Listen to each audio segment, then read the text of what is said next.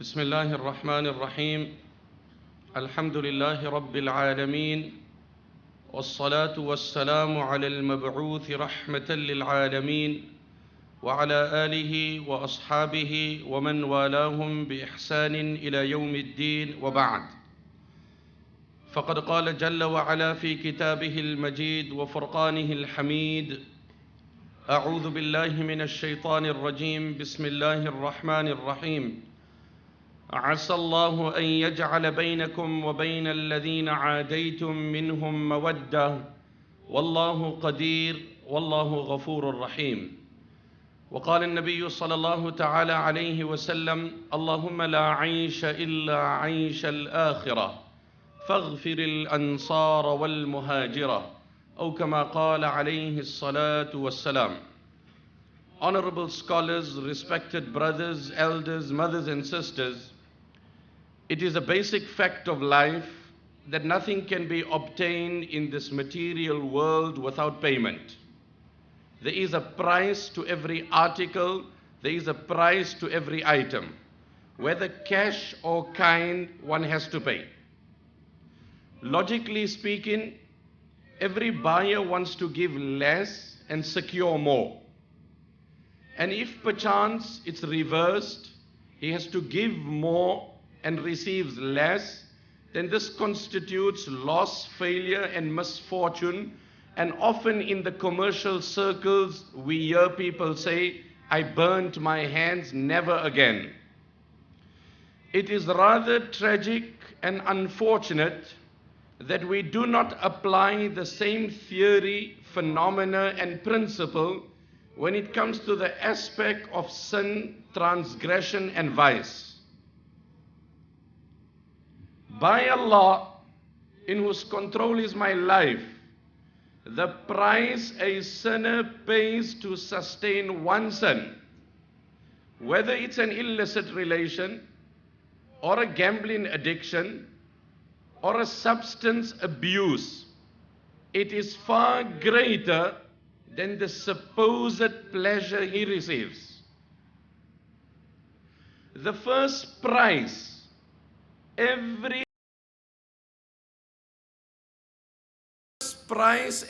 sinner pays, without exception, he has to bid farewell to happiness from his life permanently. And let me not mince my words. There will be a thrill in his life when he pops the pill. There will be an excitement in his life when he's online chatting with a strange woman. There will be a kick in his life when he's pulling the machines and gamblings. But bliss and happiness will be unheard of in his life. Depression and misery is synonymous to the sinner. Depression and misery is synonymous to the sinner. Umar ibn Abdul Aziz rahmatullah alayh, the great giant, the great scholar, the second Umar, who once again revived justice in the world, he one day seen his son on the day of Eid, and his son was clad with a simple garb, while the general youth were clad in exclusive, beautiful new dress. So as a father, as much as he wanted to discipline his son, for a moment he felt that my son might be marginalized, he might be victimized, he might be isolated. People will look at him, he's the only boy wearing old clothes. So the dad was moved by the simple garb of his son into tears. So the son engages his dad and he says, Ma yubkika ya abi, oh my dad, what makes you cry? It's a topic of its own to reflect and introspect on how profound the interaction of the pious was between father and son versus the common dialogue of father and son today. By and large, an average young man today considers his father to be an ATM machine. Put your card in and draw money that you want. That's all. So Amr ibn As radiallahu anhu, to digress, but to expound on this sentiments. He is in the throes of death. He is the conqueror of Egypt. When we went to Egypt with the grace of Allah, we went to the masjid. We visited the grave. He's in the throes of death, a critical moment, a sensitive moment. He slips into a coma. After a little while, he gains consciousness. He slips into a coma. He gains consciousness. His son, Abdullah ibn Amr ibn As radiyallahu anhu, was present. He nudges his father. He says, "Dad, the moment is sensitive. The time is critical. You're about to bid farewell. You're on the verge of taking your last breath. I don't wish to be insensitive to your trauma, but once you pass away, you'll be gone permanently. Who will ever tell me the agony of death? If I'm not asking too much of you while you're dying, can you relate your pain so that I can reflect?" Ya abati sifli al-maut. What were the pious? In the agony of death, in the throes of death, the son engages his dad. "Dad, tell me what does it feel like?" فَلَوْلَا إِذَا بَلَغَتِ الْحُلْقُومِ وَأَنْتُمْ حِينَئِذٍ تَنْظُرُونَ وَنَحْنُ أَقْرَبُ إِلَيْهِ مِنْكُمْ وَلَكِنْ لَا تُبْصِرُونَ فَلَوْلَا إِن كُنْتُمْ غَيْرَ مَدِينِينَ تَرْجِعُونَهَا إِن كُنْتُمْ صَادِقِينَ. فَلَوْلَا إِذَا بَلَغَتِ الْحُلْقُومِ. Why not when the soul reaches the collarbone? وَنَحْنُ أَقْرَبُ إِلَيْهِ مِنْكُمْ, and we are closer to the dying person than you are. وَلَكِنْ لَا تُبْصِرُونَ, but you see us not. فَلَوْلَا إِن كُنْتُمْ غَيْرَ مَدِينِينَ تَرْجِعُونَهَا إِن كُنْتُمْ صَادِقِينَ. If you claim there's no retribution, and if you claim there's no repercussion, and if you claim there's no consequences post-death, then here's a dying man, halt his soul. Halt his soul. تَرْجِعُونَهَا, return it. إِن كُنْتُمْ صَادِقِينَ, if you are honest in your claim. فَأَمَّا إِن كَانَ مِنَ الْمُقَرَّبِينَ فَرَوْحٌ وَرَيْحَانٌ. فَرَوْحٌ وَرَيْحَانٌ. If he's amongst the noble, for him is fragrance, for him is sustenance, for him is mercy. So the son asked the dad, "Dad, tell me, what does the agony of death feel like?" So the father says to the son, كَأَنَّ جِبَالَ الدُّنْيَا فَوْقَ صَدْرِي. كَأَنَّ جِبَالَ الدُّنْيَا فَوْقَ صَدْرِي. That is why one scholar was asked, "Why don't you speak on contemporary issues?" He said, "Can there be something more contemporary than death? Can there be something more contemporary than death? Oh my son, it appears to me as if the mountains of the entire world are exclusively resting on my chest. Oh my son, it appears to me as if the mountains, bearing in mind the jungles and the forests of the world, what an intellectually stimulating discussion pre-death. You and I don't have the ability to speak on that level in our senses while we're conscious and focused. You're slipping away from this world. These were people who valued their time. That is why I often say, when people are sitting and relaxing, they say, "We're killing time." You're not killing time, my brother. Time is killing you. The clock is ticking and time is killing. I was here a year ago. Has a year lapsed? Has a year passed? Has the wheel turned? Is it 12 months down? My word, my word. Oh my Lord, soon will the day come when I will be lying before you and the angel of death will knock my door. And then he slips into a coma again. There is a prolonged silence. The son holds his breath in. He's concerned about the agony of his father, but he wishes that his father could kindly complete that sentence. He gains consciousness. "Dad, my apologies. I sympathize with your trauma. You were telling me you feel like as if the mountains of the entire world on your chest. Could you be kind enough to complete that sentence? وَكَأَنِّي أَتَنَفَّسُ مِنْ ثِقْبِ الْإِبْرَةِ. And I feel as if I'm trying to breathe from the eye of a needle. And I feel as if I'm trying to get a breath from the eye of a needle. And he slips into his agony, never to stand up and gone permanently. And what were his last words? Allahumma la qawiyyun fa'antasir, wa la bariyyun fa'a'tadhir, wa la mustankirun bal mustaghfirun. Allahumma innaka amartana fa'asayna, wa nahaytana famantahayna, wa la yasa'una illa afwuk. He has this dialogue with his son. He then lifts his hands. He said, "Oh my Lord, you've instructed me in my life to do many. Unfortunately, I did not comply. You prohibited me. Tragically, I did not restrain. Oh my Lord, I don't have a defense. I don't have an argument. I concede guilt. I admit all wrong. Allahumma la qawiyyun fa'antasir." I'm not strong that I'm going to challenge the angel of death. I'm going to engage him. I'm going to refute him. Wala mustankirun. And I don't refute any of my crimes. Bal mustaghfirun. My hands are down. I apologize and concede. Saying these words, he left the world. May Allah make that discussion a reality for us. Say Ameen, brothers. That becomes the topic at home. That becomes the atmosphere at home. That becomes the dialogue at home.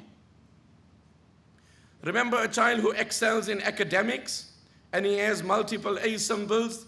That's merely a reflection that he has committed to memory the work that has been imparted to him. That doesn't make him an A in the eyes of Allah.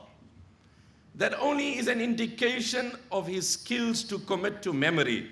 What if the information imparted was atheism, which he committed to memory? Do you still refer to him as an A student?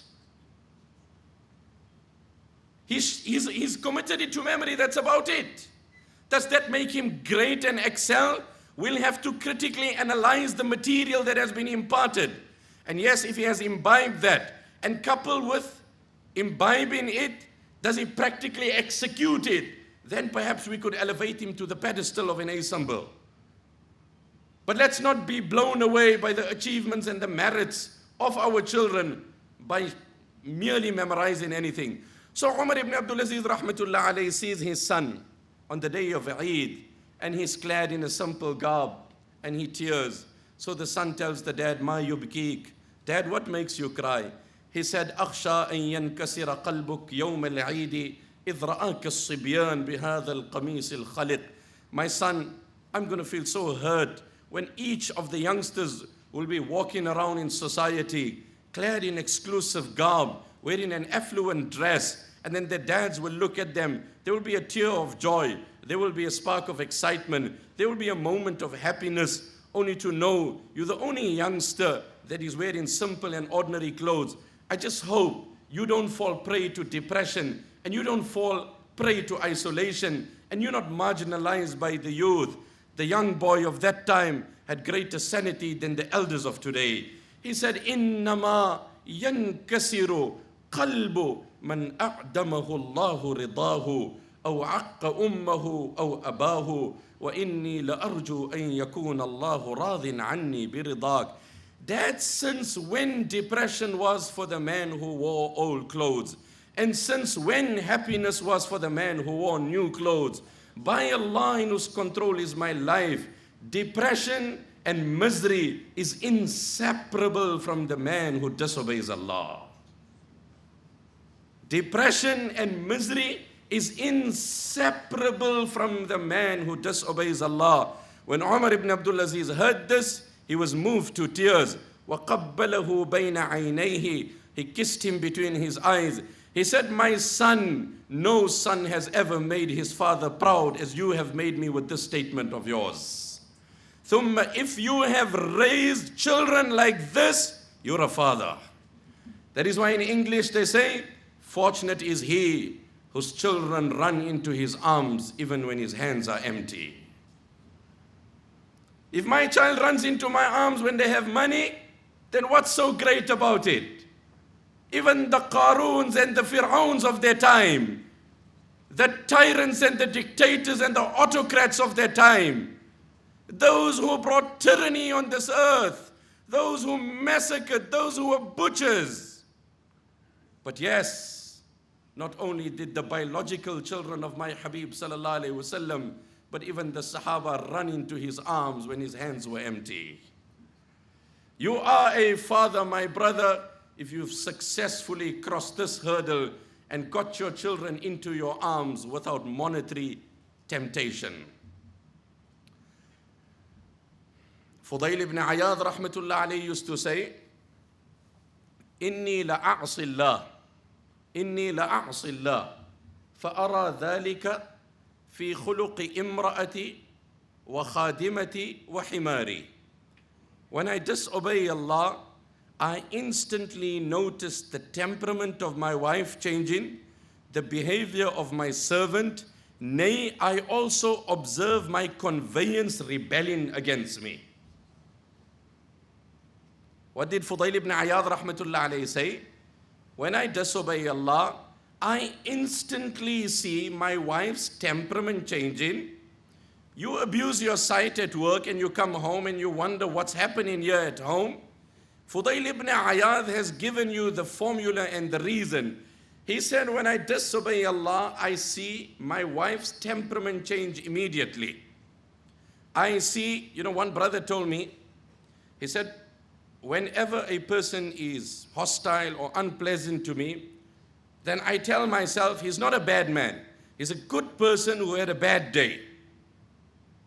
He's a good man who had a bad day. So I said, brother, but will that philosophy work in marriage? Because you're going to have to say this often, she's a good woman who had a bad day. She's a very good woman, but she's having multiple bad days.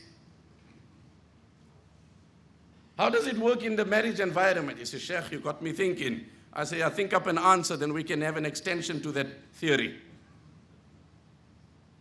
The point that has been emphasized here, misery is inseparable to the one who disobeys Allah. That's the price.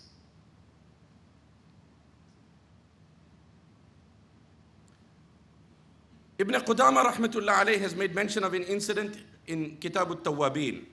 Very, very brilliant incident. Very, very brilliant. There was a person by the name of Mahdi who lived a life of sin, vice, evil, womanizing, a very fleshy and flamboyant lifestyle. He would indulge in every crime you would think of. He would perpetrate every offense you've heard of. He gets and is having a night with women and wine, and he omits his Zuhr prayer, his Asr prayer, his Maghrib prayer, and the sun sets and it gets close to Isha. So his slave girl has a sense of concern. And she says to herself that I've got to do something to open the eyes of my master. So she devises a plan and she gets a flame, a live coal burning flame, and she comes and she burns the leg of her master. فَانْزَعَجَ. Immediately it gives him a shock. And he stands up. And he said, مَا هَذِهِ? What is this? So she said, جَمْرَةٌ مِّن نَارِ الدُّنْيَا فَكَيْفَ تَصْنَعُ بِنَارِ الْآخِرَةِ. جَمْرَةٌ مِّن نَارِ الدُّنْيَا فَكَيْفَ تَصْنَعُ بِنَارِ الْآخِرَةِ. This is but a flame of this world. Heaven alone knows what would happen to you when the flames of hell are hurled towards you. إِنَّهَا تَرْمِي بِشَرَرٍ كَالْقَصْرِ كَأَنَّهُ جِمَالَةٌ صَفْرٌ. إِنَّهَا تَرْمِي بِشَرَرٍ كَالْقَصْرِ كَأَنَّهُ جِمَالَةٌ صَفْرٌ. Verily hell will hurl sparks towards you the size of palaces. It hit home. He realized the time has come and he has to draw the line and he needs to change his priorities.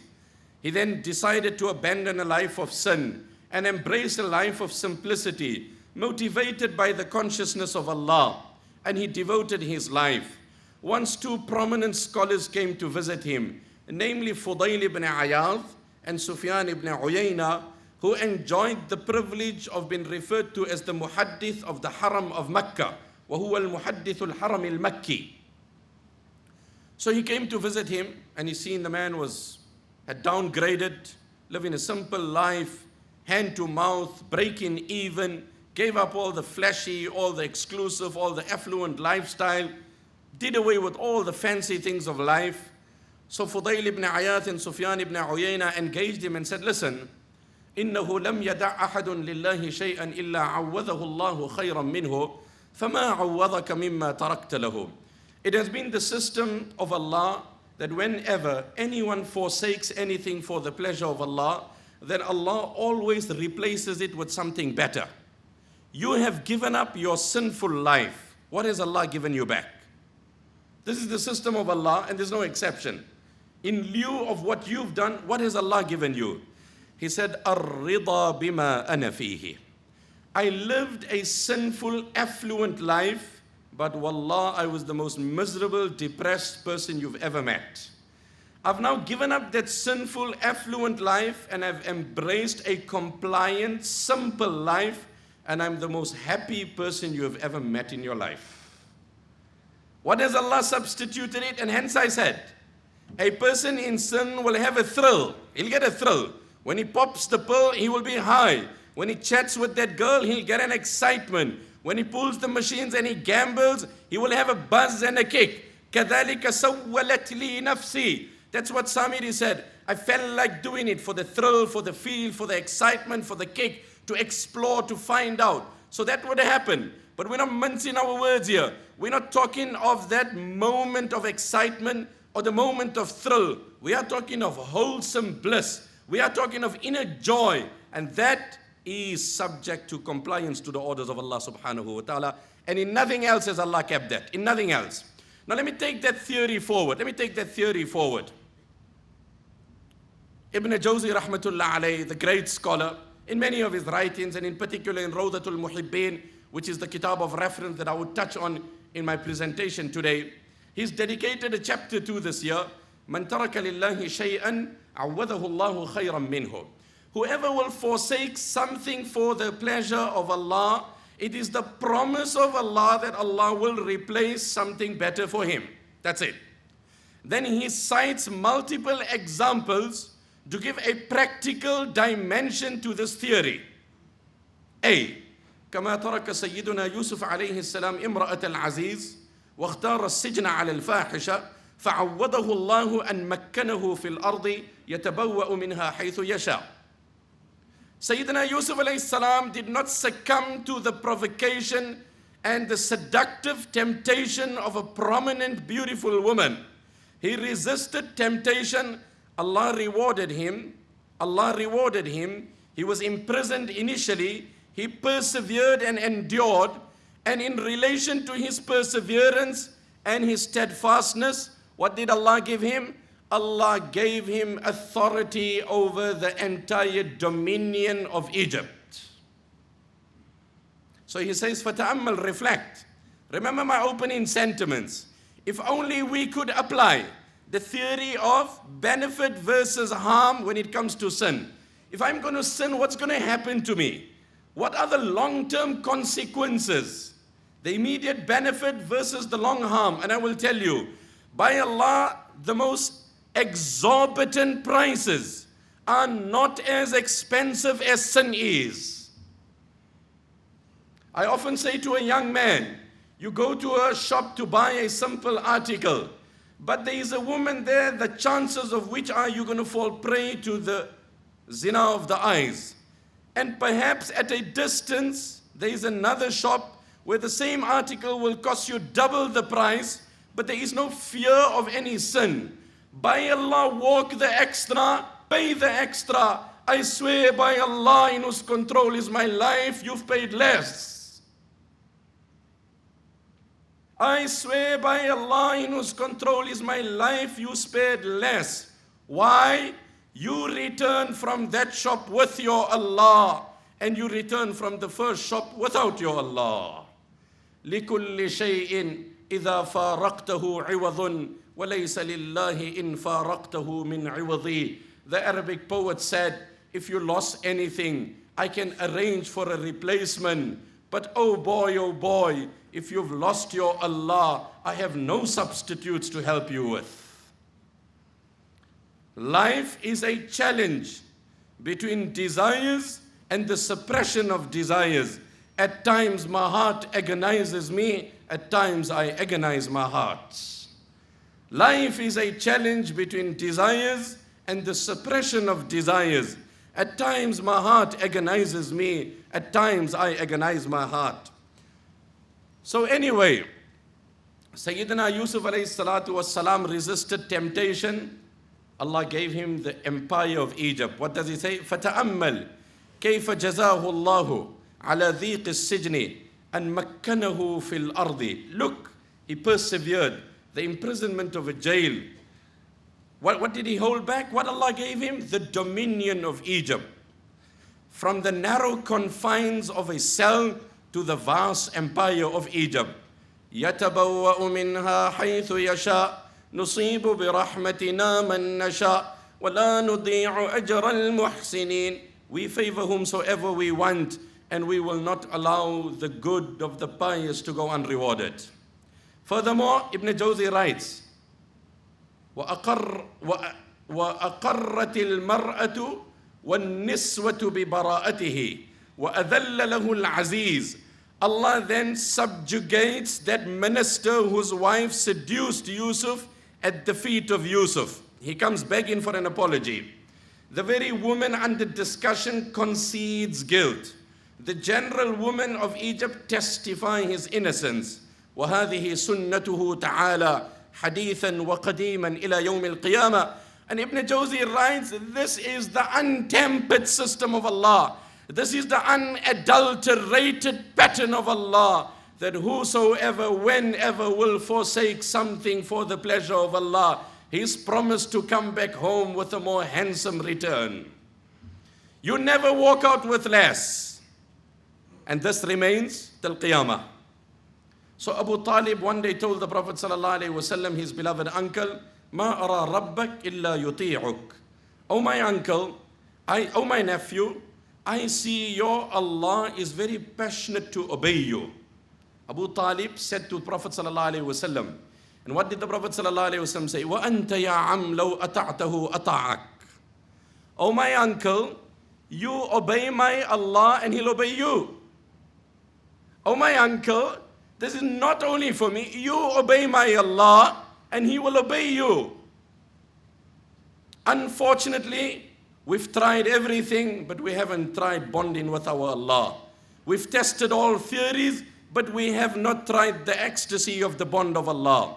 Furthermore, Ibn Jawzi rahmatullah alayhi writes, وَلَمَّا عَقَرَ سُلَيْمَانُ بْنُ دَاوُودَ الْخَيْلَ الَّتِي شَغَلَتْهُ عَنْ صَلَاةِ الْعَصْرِ حَتَّى غَابَتِ الشَّمْسُ سَخَّرَ اللَّهُ لَهُ الرِّيحَ يَسِيرُ عَلَى مَتَنِهَا حَيْثُ أَرَادَ.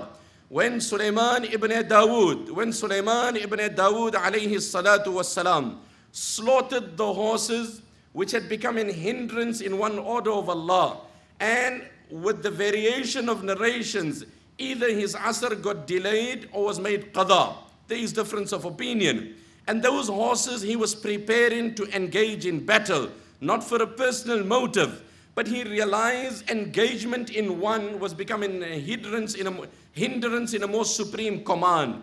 He said, I don't want to benefit, and I don't want to soil my hands and taint my reputation and blemish my income and dilute my money with that animal which has become an obstacle in the obedience of Allah. Slaughter those animals and distribute it amongst the poor. I'm better off with an animal and its monetary return than that animal which has become an obstacle in the obedience of Allah. When he did that, سَخَّرَ اللَّهُ لَهُ الرِّيحَ يَسِيرُ عَلَى مَتَنِهَا حَيْثُ أَرَادَ. Allah gave him the exclusive miracle of the wind being at his command. No other Nabi had this honor. That is why one of my scholars used to say, fly Sulaiman Airways, Sulaiman.com. Sulaiman alayhi salam had the exclusive domain over the winds.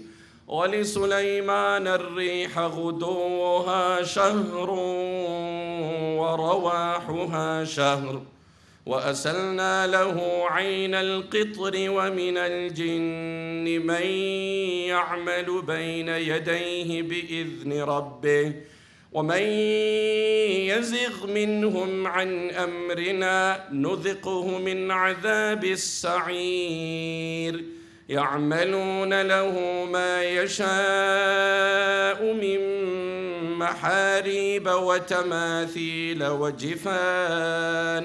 وجفان كالجواب وقدور الراسيات اعملوا آل داود شكرا وقليل من عبادي الشكور. ولسليمان الريح, and we made the wind subservient for Sulaiman. غدوها شهر وَرَوَاحُهَا شَهْرٌ. He comfortably covered the distance which would be covered in a month on a camelback or horseback with a swift conveyance in one morning. وَرَوَاحُهَا شَهْرٌ. And in the afternoon. To which land? إِلَى الْأَرْضِ الَّتِي بَارَكْنَا فِيهَا. The land that we had blessed. And that was Sham. The point is, what's the point, brother? He parted with something for the pleasure of Allah. He came home with the winds. He came home with the winds. As the immediate benefit, Allah alone knows what Allah will give him in akhirah. The reward of goodness is in akhirah. This is just the things of this world. وَلَمَّا تَرَكَ الْمُهَاجِرُونَ دِيَارَهُمْ لِلَّهِ وَأَوْطَانَهُمْ الَّتِي هِيَ أَحَبُّ شَيْءٍ إِلَيْهِمْ عَاذَهُمُ اللَّهُ أَنْ فَتَحَ عَلَيْهِمْ الدُّنْيَا وَمَلَّكَهُمْ شَرْقَ الْأَرْضِ وَغَرْبَهَا. When the Muhajirin had forsaken their native land, Mecca, on the command of Allah because of the hostility of the infidels, and they were compelled to journey beyond, and they had to leave their native land, and they came to Medina, and it's not easy to climatize, it's not easy to adapt. And remember, today with all luxuries, with all ease, you can Google it, you can go online, you can do everything, you can transfer your funds, you can establish yourself there, you can have an economic muscle here, you can have a base there, you can have a home there. So many things, yet you yearn back for home. This was leaving Mecca knowing not what the future was ahead. They made this migration and they were prepared to forsake their native land. أعاذهم الله أن فتح عليهم الدنيا وملكهم شرق الأرض وغربها. In lieu of them leaving their native land, Allah opened up the east and the west of the entire world to their feet. They became the rulers of the continents. And where they took the deen of Allah. وكذلك السارق لو ترك سرقة المال لآتاه الله مثله حلالا. Likewise, a thief, if he stops his theft, Allah will give him that same money through halal. He will have the same and Allah will be pleased with him. وكذلك الزاني لو ترك ركوب ذلك الفرج حراما لله لأثابه الله بركوبه أو ركوب ما هو خير منه حلالا. If a man indulging in zina abstains and restrains, Allah will give him that same woman or something better. Allah will give him the same woman or something better through lawful and legitimate means. The hadith of the Prophet sallallahu alaihi wasallam, Sayyidina Ali radiyallahu anhu narrates it. He sallallahu alaihi wasallam said, نَضْرُ الرَّجُلِ فِي مَحَاسِنِ الْمَرْأَةِ سَهْمٌ مِّن سِهَامِ إِبْلِيسِ. To glance at the beauty of a woman is an arrow from the poisonous arrows of the devil. مَنْ أَعْرَضَ عَنْ ذَلِكَ السَّهْمِ. He who restrains and abstains from this poisonous arrow of the devil, أَعْقَبَهُ اللَّهُ. Look at the words of the hadith. If you study this word, if you do some etymology of this word, if you dissect it and you analyze it, what's the root words? أَعْقَبَ يُعْقِبُ إِعْقَابِ. أَعْقَبَهُ اللَّهُ عِبَادَةً تَسُرُّهُ. Allah will follow, Allah will replace, Allah will return with what? عِبَادَةً تَسُرُّهُ. He will be amongst those fortunate individuals who will enjoy an ecstasy while obeying Allah. A spiritual ecstasy. My brother, the thrill is not to talk to an illicit woman. By Allah, a man in sin, he is excited for the moment, and for the 23 hours, he is a restless individual. He will sleep when others are awake. He will be awake when others are sleeping. He will be sitting in his house with his wife and children, the best of amenities and luxuries, the best of homes and abodes, but he will be devoid of happiness. This will be the consequences of sin. May Allah let my eyes open today. May Allah let your eyes open. This is the harsh reality. One youngster says, I read in one kitab, he says, I was walking by night, my gaze fell on a strange woman Suddenly I seen myself drawn towards her. I tried to lure her and invite her, and it was a bright night. The stars were shining upon us, and I said to her, "Ma yarana illa al-kawakib. Ma yarana illa al-kawakib." It's a bright night. It's only the stars that are shining upon us. Come close to me. We could perhaps indulge and enjoy, and we could satisfy our fantasies. What an answer came from that girl. She said, فَأَيْنَ مُكَوْكِبُهَا فَأَيْنَ مُكَوْكِبُهَا. You say only the stars, we are only exposed to the stars. What about the creator of the stars? Are we not exposed to him as well? فَلَمَّا جَنَّ عَلَيْهِ اللَّيْلُ رَأَى كَوْكَبًا قال هذا ربي فلما أفل قال لا أحب الآفلين. The stars will disappear, appear and disappear. But the creator of the stars, you cannot veil him, he never disappears. صاحب الشهوة عبد إذا غلب الشهوة أضحى ملكا. Here we have a conflict of definition. And let me say something at this juncture. We join the world in the slogan of empowering and liberating women, but we differ grossly in the definition of empowering. We join the slogans of liberating women. We're on harmony with those sentiments, but we differ grossly. Our definition of liberating a woman is not enslaving her for material gain. We beg to differ. Our definition of a slave, the poet encapsulates it, captures it in these couplets. He said, the one who lives a life governed by his whims and his ego has shackled himself by his own doings. The day he musters the courage to overpower his ego, proportionately he will unshackle himself with his own doings. So has not our cell phones literally become a cell of a jail? Has it not become a literal? That's why one person said, what's the definition of a cell phone? I said, tell me. He said, instant torment. We're having a good social discussion, and the man disappears, and his mood changes, and he's gone, and this could happen with roaming, it happens abroad also. Why these gadgets are governing my life? And I'm made to believe that, you know what, I'm on time, I'm moving it up. Ibn Jawzi rahmatullah alayhi goes on to say, and I cry to Allah, and I always beg Allah before I start my talk, that, oh my Allah, let me say those words that touch my heart, that make me come close to you, my Creator. Make my friends and the general ummah come close to you, my Allah. Let it open our eyes. We are living in trying times, my brother. We are living in trying times. Amir ibn Abdullah at-Tamimi radiyallahu anhu, a tabi'i, what he used to say, Allahumma innaka khalaqtani bi amrik wa aqamtani fi balaya hadhihi ad-dunya bi mashi'atik. ثم قلت لي استمسك ولكن كيف أستمسك إن لم تمسكني بلطفك يا قوي يا متين. Oh my Allah, you created me because you decided to do so. Then you subjected me to the trials of this world, and you put me in an era that you had decreed, in which I had no choice. Then you impressed upon me to exercise restraint and caution. I only ask you politely, how can I achieve this if you don't hold my hand?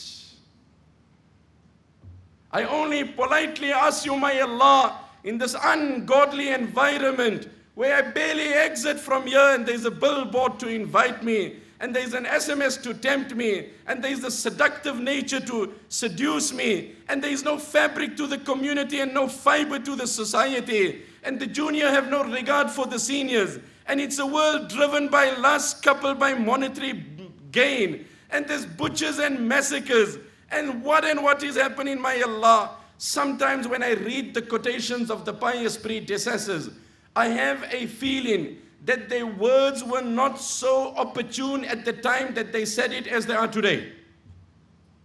I said and wonder, I said, Ya Allah, this man said it when he said it, but these words of his are more relevant today than that day.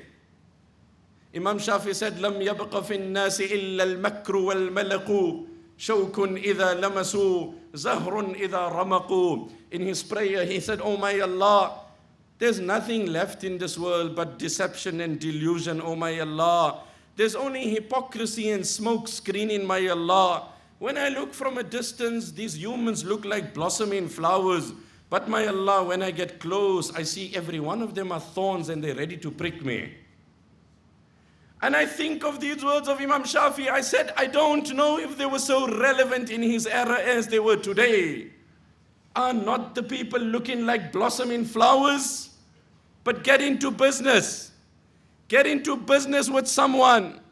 And I'm afraid, my friend, you will run further than you ever ran from any beast. Huzaifa ibn Yaman said, I foresee an era coming. Only he will be rescued from the tide of that ocean, from that dark tunnel. The one who begs Allah like how a drowning person begs Allah. يأتي عليكم زمان لا ينجو أحد إلا من يدعو كدعاء الغريق.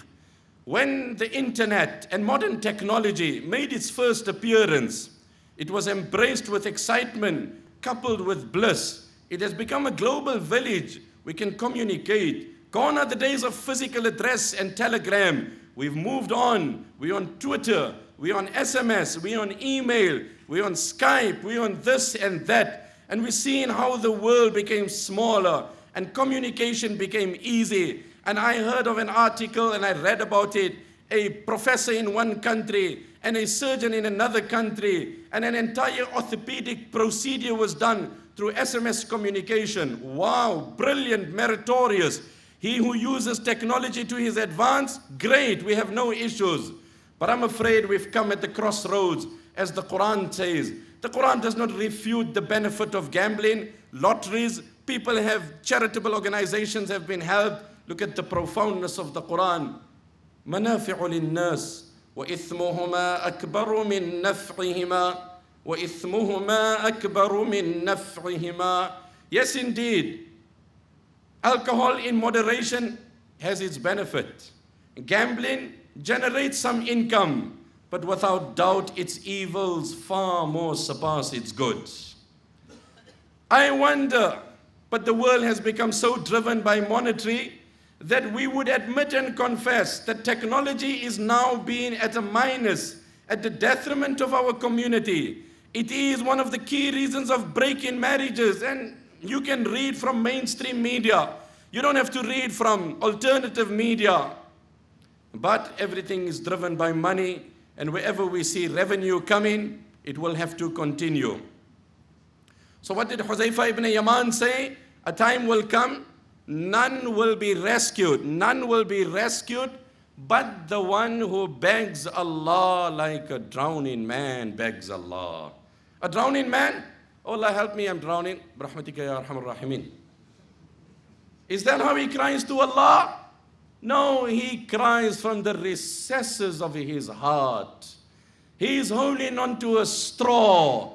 أَمَّن يُجِيبُ الْمُضْطَرَّ إِذَا دَعَا. That is why Allah says, I respond to the call of the desperate because it's sincere. My brother, how are you calling your Allah for the salvation of your youth? How are you asking your Allah? Is it a regular 5-minute prayer? You've got to beg and beseech and implore your Allah. His sovereignty remains intact.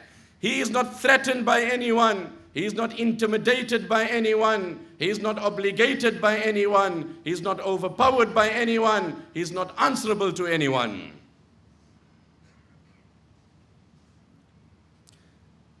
So Ibn Jawzi rahmatullah alayhi writes, reflect over this. It's so deep. It's so deep. He says, إن مخالفة الهوى تقيم العبد في مقام من لو أقسم على الله لأبرّ. If you, in harmony with our topic, if you have the courage and you can muster the power to tame this wild ego, to govern this lustful ego, then it would elevate you to a pedestal, to a platform that when you make a request to Allah, there will be clout and weight and strength in your request. فَيُقْضَى لَهُ مِنَ الْحَوَائِجِ. Here comes the point of temptation. Here comes the element of benefit versus harm. فَيُقْضَى لَهُ مِنَ الْحَوَائِجِ أَضْعَافَ أَضْعَافَ مَا فَاتَهُ مِنْ هَوَاهُ. He said, when you don't succumb to your ego, for the moment your ego will throw a tantrum, like a child throws a tantrum. That's it. Because you have accustomed it to a particular evil and a vice. So if you were popping a pill, or you were chatting with a woman, or you were playing a machine, or you were indulging in interest, whatever the nature of the crime is, I'm just isolating 2, 3.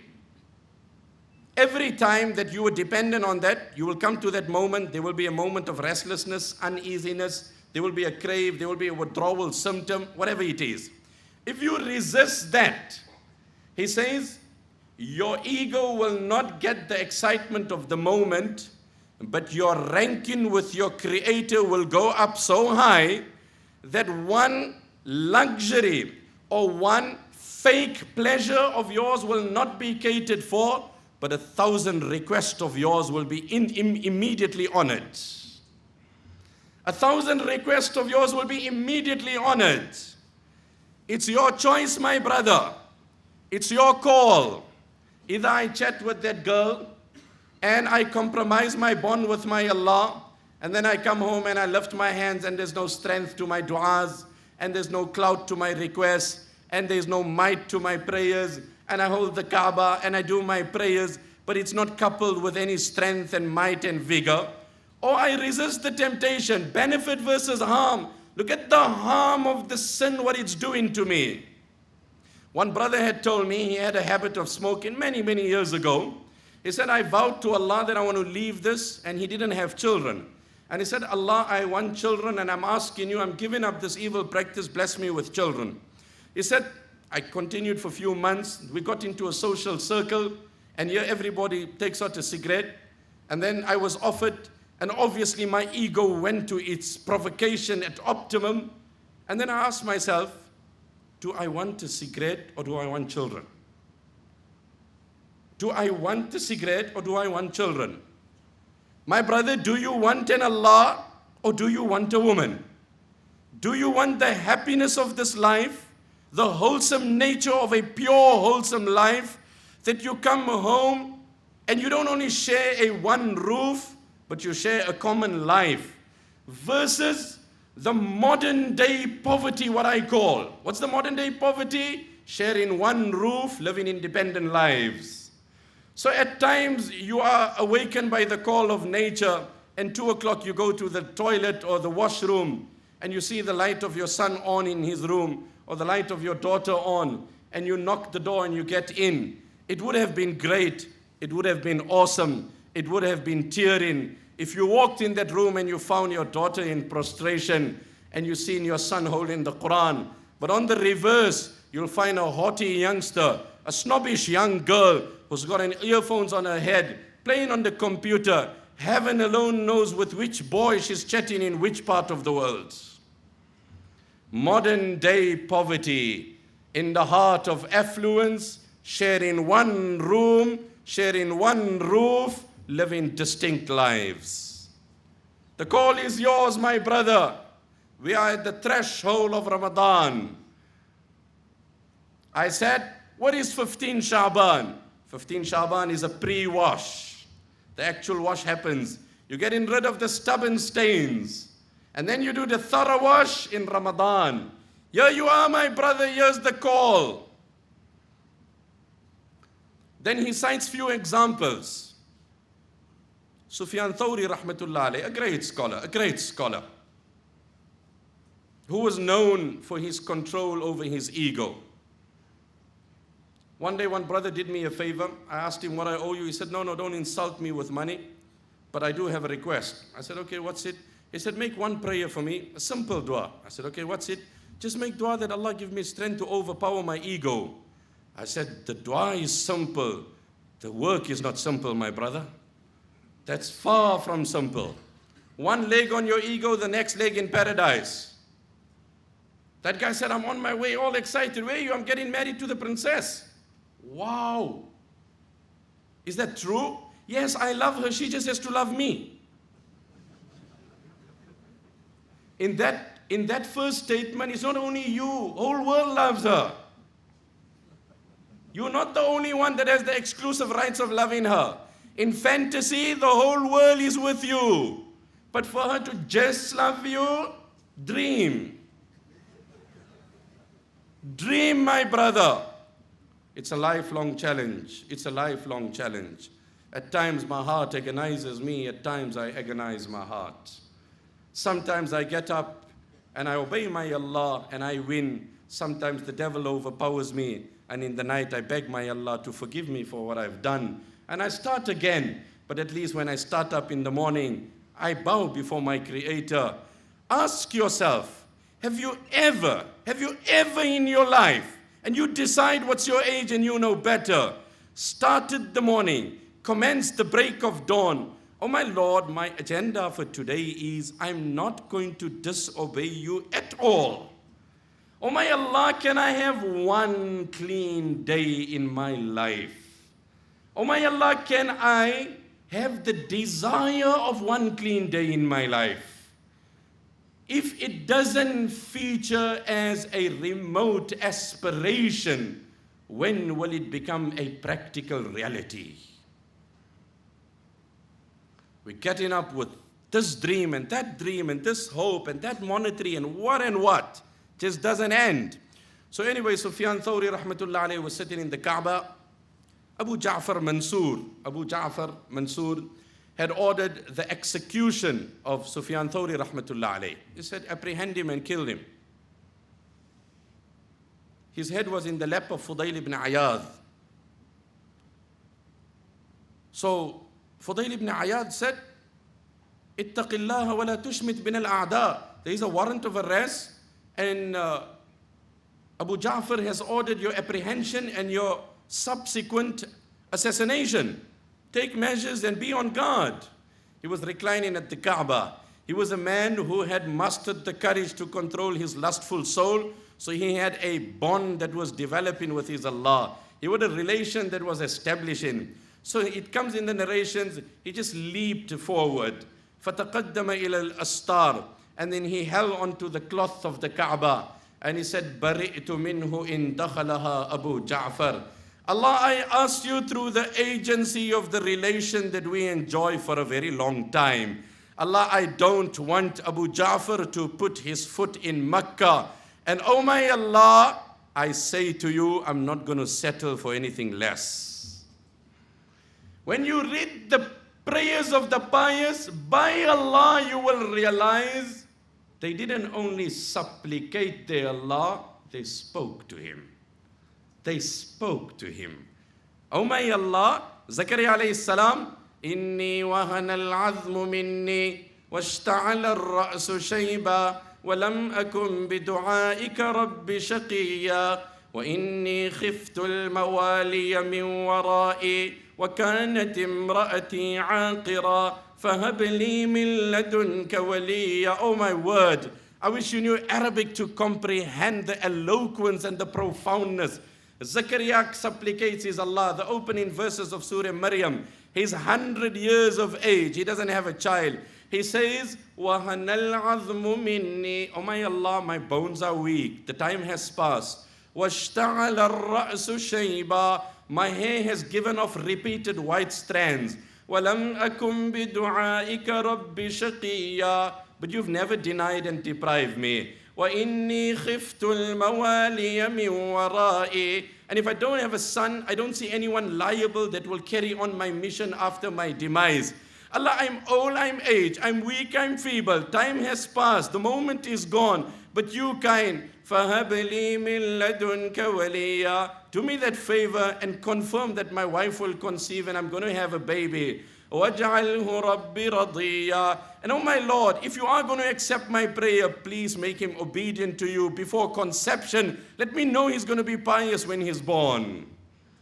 I mean, he wasn't praying only, he was talking to his Allah. He was talking. You want to talk to your bank manager? Talk to Allah.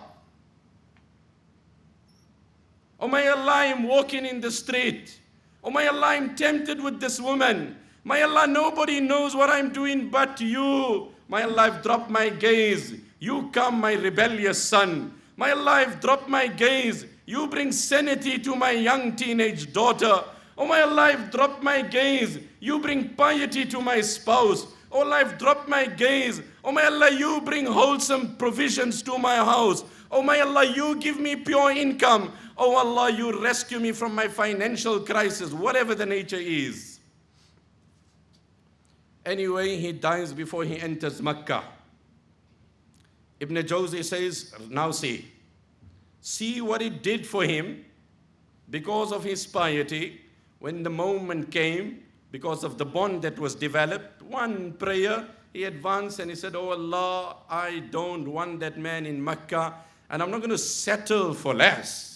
Oh, look at those words. بَرِئْتُ مِنْهُ إِنْ دَخَلَهَا أَبُو جَعْفَرٍ. He passes away. Abdurrahman Mahdi rahmatullah alayhi says, I seen him in a dream. I asked him, how was things? How did you fare before Allah? He said, I was lowered into my grave and suddenly I appeared before Allah. And then Allah was very kind. My reckoning was simple.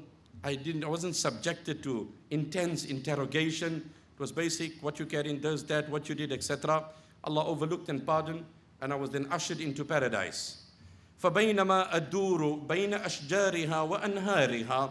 As I was strolling merrily in the gardens of paradise, إِذْ سَمِعْتُ قَائِلًا يَقُولُ.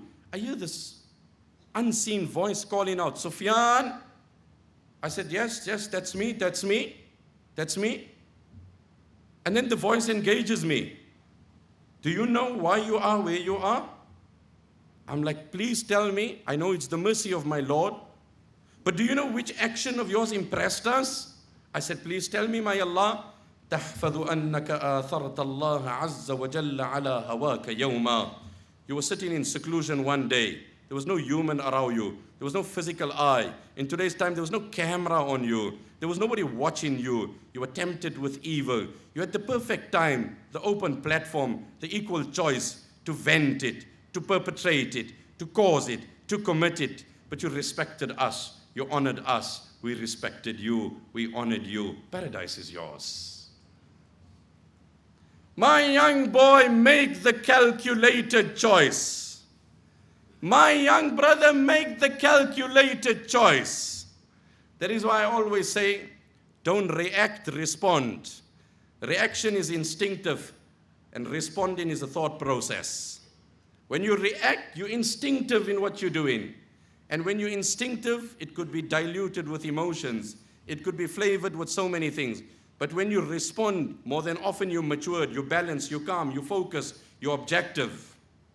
That is why Sufyan Thawri rahmatullah alayhi used to say, لا خير في لذة من بعدها النار. Oh my Allah, what must I do with a woman or a drug, a sin or a vice, the immediate consequences of which is the blazing fire of hell. And Hussein ibn Mutayr rahmatullah alayhi said, ولا خير في لذة لا تقرب الأمر الحرام فإنما حلاوته تفنى ويبقى مريرها. What did he say? He said, do not approach a sin because فإنما حلاوتها تفنى إنما حلاوتها تفنى ويبقى مريرها.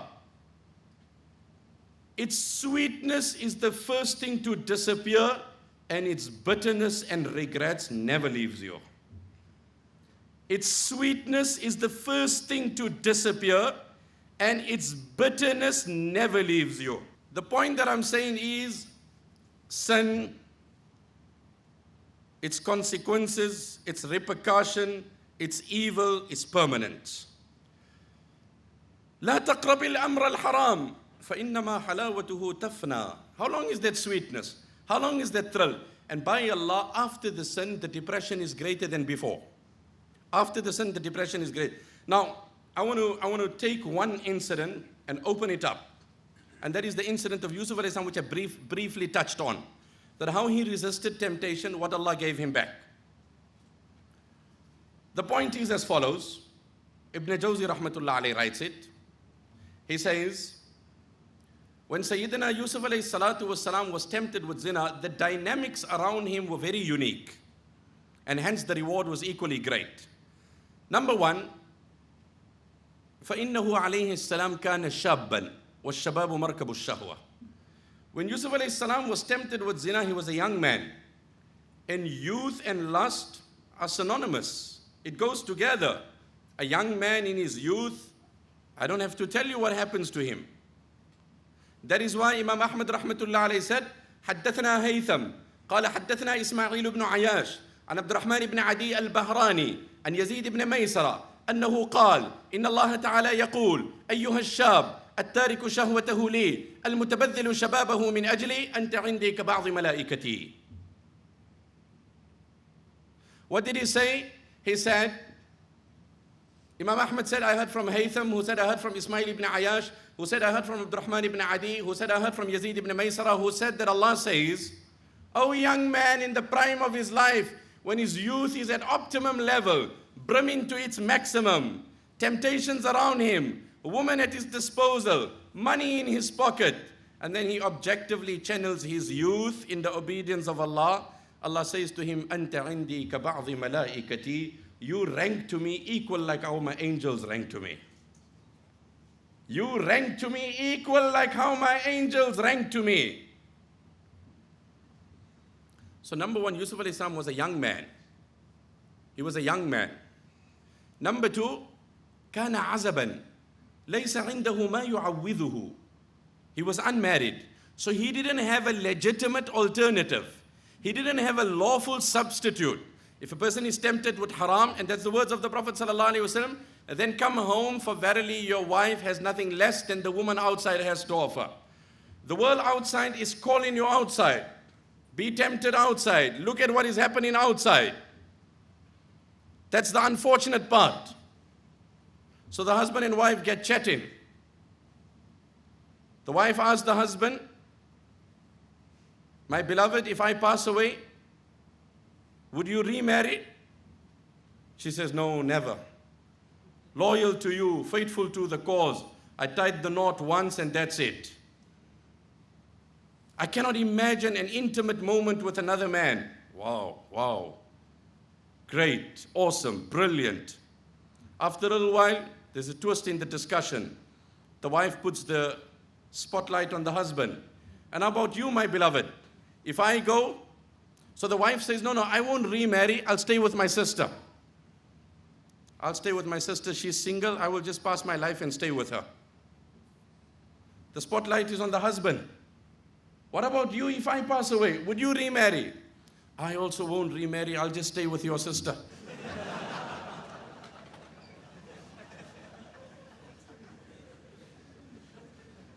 I'll also stay with your sister. That's if he's not already staying.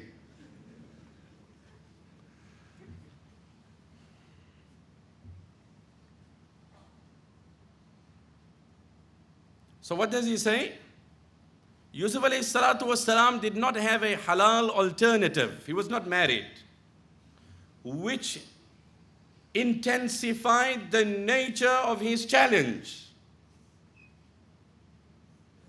But I must remind you at this juncture, and if you know not, let me seize the opportunity to politely inform you. There have been scholars throughout history who, despite not getting married, have lived a more bashful life than you and I can possibly live after being married. And I know I'm addressing an audience who follow the teachings and the school and the jurisprudence of the great scholar Muhammad bin Idris al-Shafi'i rahimahullah, for whom I have great regard. And after all, these were our great scholars. أولئك آبائي فجئني بمثلهم يا جرير إذا جمعتنا المجامع. The poet said, أولئك آبائي, these were our forefathers that bring pride to us. فجئنا بمثلهم يا جرير. Oh Jarir, whenever we sit down, talk more about Shafi'i. Talk more about Abu Hanifa rahimahullah. Talk more about the pious. These were indeed the great dignitaries of their times. فجئنا بمثلهم يا جرير إذا جمعتنا المجامع. Imam Shafi'i holds the view أن الاشتغال بالنكاح أن التخلي بالعبادة أفضل من الاشتغال بالنكاح. That if a person has the strength, the courage, the might, the confidence, and he has what it takes to restrain himself from sin, then it's better for him to devote his life to ibadat than to engage in marriage. While Imam Abu Hanifa holds a counter view, and he feels that no, you should engage in marriage. We're talking about people who have the ability, and I don't know if they exist in these times, but in terms of academic discussion and theory, this is the view of the great giant Muhammad bin Idris al-Shafi'i rahimahullah. Sheikh Abdul Fattah Abu Ghudda, a great scholar who visited our shores in the 90s. I was a student at the institution, and a memory that would live with me, and a sight that's indelible, and a thing that I will cherish for the rest of my life. And in many of my travels, humble travels to Canada, I had the privilege of meeting with his sons and his grandchildren. One of the great contemporaries of recent time, one of the great giants in the field of hadith. He has written a kitab, Al-Ulama Al-Uzzab, Alladhina Atharu Al-Ilma Ala Ziwaj. Scholars who consciously opted for celibacy, not to get married, and gave preference to the cause of knowledge so that they could diligently serve the cause, and they devoted their lives and died in the cause without getting married. When I read that, it makes me tear. Why? Because as an individual perceived to be part of the fraternity of the scholars, and I don't claim to be amongst them, that would be an insult to knowledge. By Allah, if I claim to be amongst them, I will be insulting the honor of knowledge. Read who ulama were. Read who scholars were to think. But by and large, the community chooses to associate and assimilate us with them. May Allah make it that on the day of Qiyamah, we stand up on their ranks. And you say, these were the people. I share with you 2-3 people amongst them who lived a modest life, never indulged in the halal, leave alone the haram. And they devoted their life to the deen, and they passed on. ومن العلماء العزاب الإمام الزاهد العابد المحدث الفقيه الجبل الثقة الرضا عديم النظير في عصره أبو نصر بشر ابن حارث ابن عبد الرحمن المروزي ثم البغدادي المشهور باسم بشر الحافي.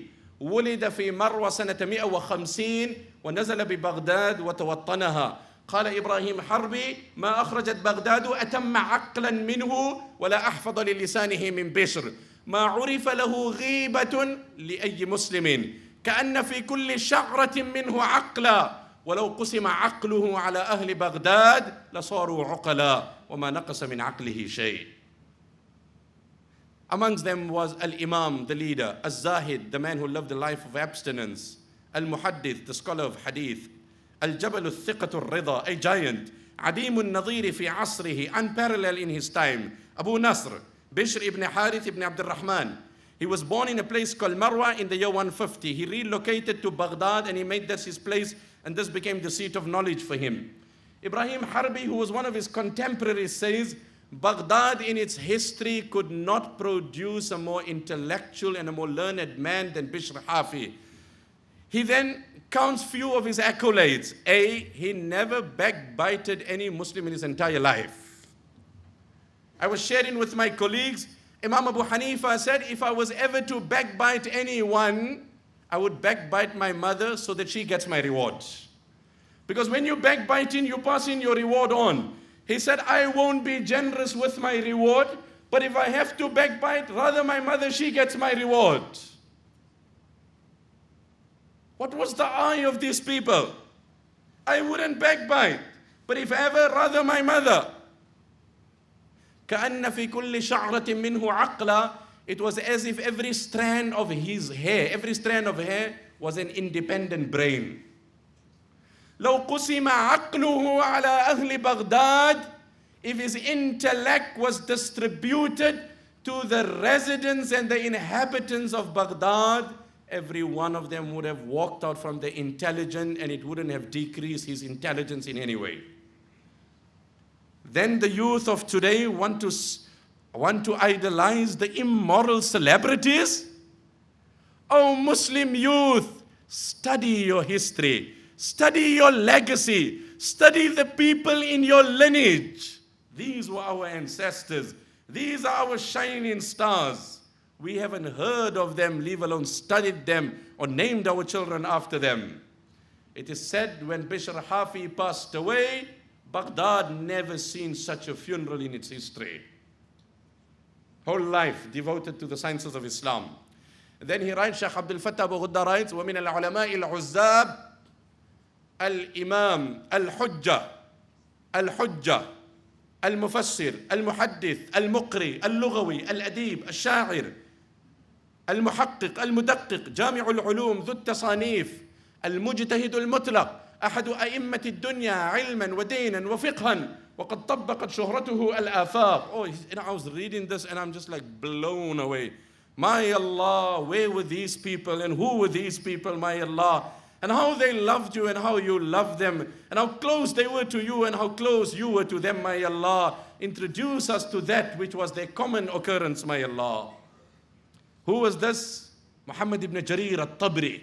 Who hasn't heard of Tafsir al-Tabri? Ask any scholar, devoted his entire life. Who was he? Al-Faqih, a jurist. Al-Muqri, a scholar in Qiraat. Al-Nahwi, an authority in Arabic.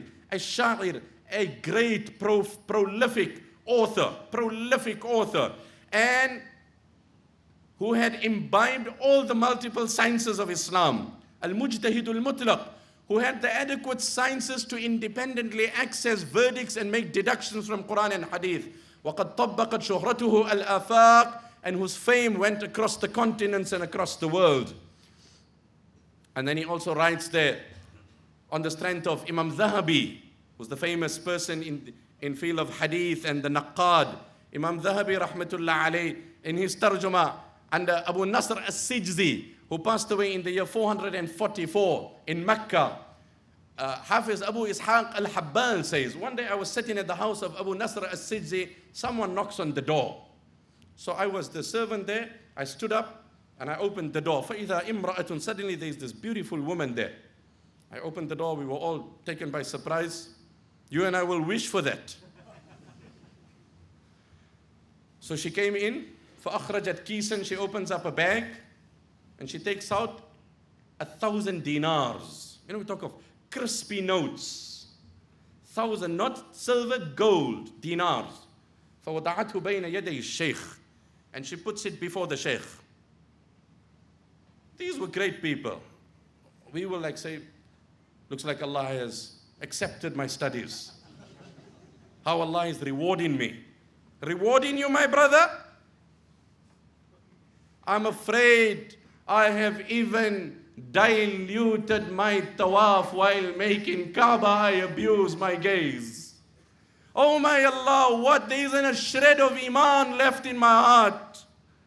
My Allah, I am attracted to the beauty of woman while performing circumambulation.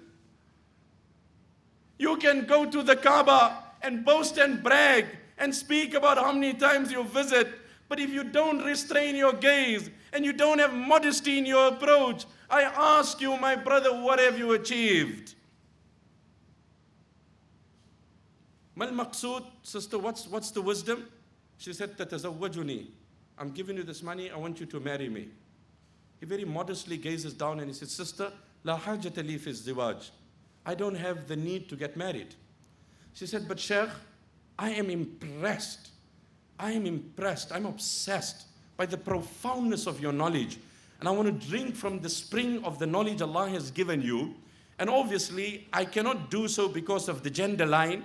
The only way we can break formalities, and this can be a legal endeavor, is that I be wedded to you. And that's my only motivation. So we don't have to have conjugal relation.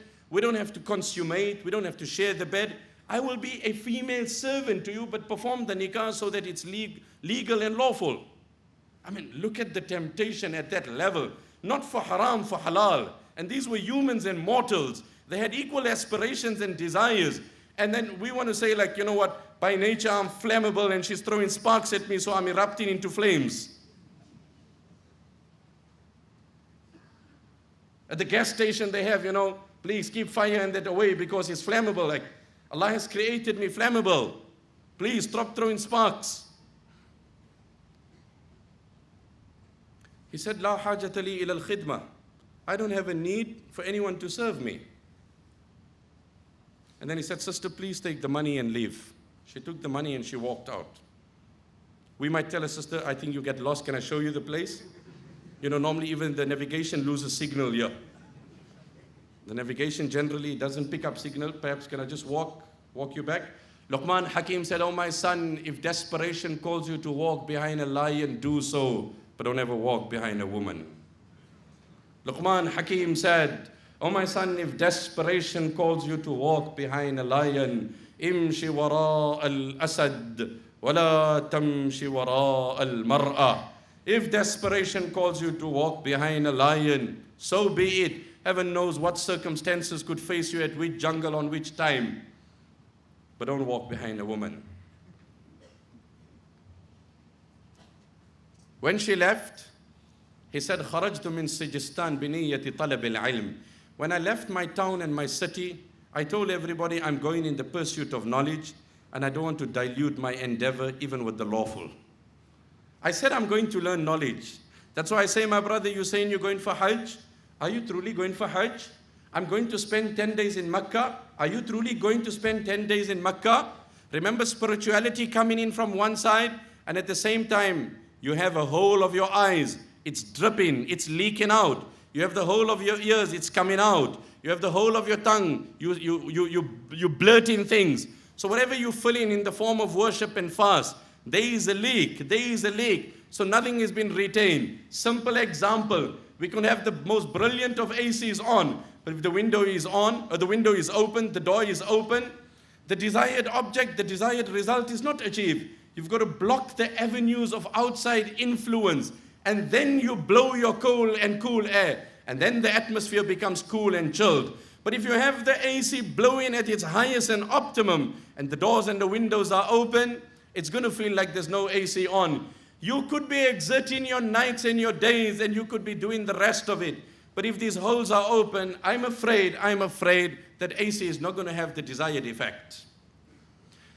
And then in the end, Sheikh Abdul Fattah, after writing, he speaks about many. I just said 2, 3. He writes a beautiful prayer. فَجَزَاهُمُ اللَّهُ عَنِ الْعِلْمِ وَالدِّينِ وَالْإِسْلَامِ خَيْرَ الْجَزَاءِ وأكرمهم في جواره بالحور العين مع النبيين والصديقين والشهداء والصالحين. May Allah reward these scholars on behalf of the knowledge of Islam, on behalf of Islam, on behalf of the ulama, on behalf of the Muslim ummah in its entirety, with the loftiest of abodes in Jannah. And may He wed them, for verily they are deserving and most deserving for the pure damsels of paradise. Who better for the woman that the Quran says, وَكَوَاعِبَ أَتْرَابًا, developed in their chest, قَاصِرَاتُ الطَّرْفِ, modest in their gaze, لُؤْلُؤٌ مَكْنُونَ, hidden pearls, لَمْ يَطْمِثُهُنَّ إِنسٌ قَبْلَهُمْ وَلَا جَانٌ. No human has looked at them, leave alone touch them. بِأَيِّ بَنَانٍ تُعَاطِيهَا تَرْغِيبٌ. Do you know with which hand she will embrace you? Nabi Sallallahu Alaihi Wasallam asked the Sahaba, he said, tell us. He said, لَوْ أَنَّ بَنَانًا مِّن بَنَانِهَا بَدَى. لَوْ أَنَّ بَنَانًا مِّن بَنَانِهَا بَدَى. Let her finger be exposed, and it will outshine the brilliance of the sun. وَيُدْخِلُهُمُ الْجَنَّةَ عَرَّفَهَا لَهُمْ. You and I, Sheikh, tell us more. Oh, that's great. My brother, let's be real with life. Let's be real. Grab a bull by its horns, as they say. Tackle the hard issues. When things get tough, the tough get going. Things have become tough, the tough have to get going. What is get going? We have to turn to Allah. Coming back to the incident of Sayyidina Yusuf alayhi salatu wasalam, without losing focus, we said he was a young man. We said he was not married. And then we just digress and spoke on this here. The third challenge, كان في صورة المملوك. والعبد لا يأنف مما يأنف منه الحر. His present profile was that of a slave. He was not a slave, but people had wrongly imposed the slavery on him. And as a slave, you didn't have to preserve your profile as much as a liberated person had to do. So somehow he had an easier way to slip out into sin, which made him more susceptible to the crime. More susceptible to the crime, more prone to the wrong. Then number 4, كان غريبا في أهله. He was in a foreign place. And when a person is foreign, automatically he becomes somehow relaxes the guard. At home, people are watching, you know, that auntie across the road, that uncle, this one, that one. But when you're at London Heathrow and you walk in at the airport, you relax in and you chill in and you walk in and suddenly, Assalamu alaikum, wa alaikum salam. And where did this salam come from? And, no, I was just browsing here. I thought I'll buy some newspaper. Oh, okay, newspaper. I thought you were looking somewhere else. You're off guard. But Allah is watching you, my brother. Allah is watching.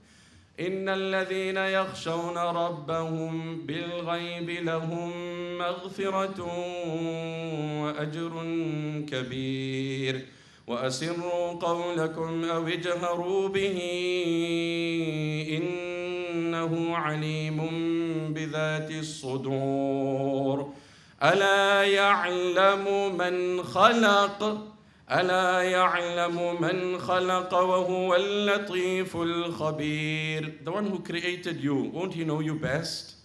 Won't he see you all the times? Is not his eye upon you?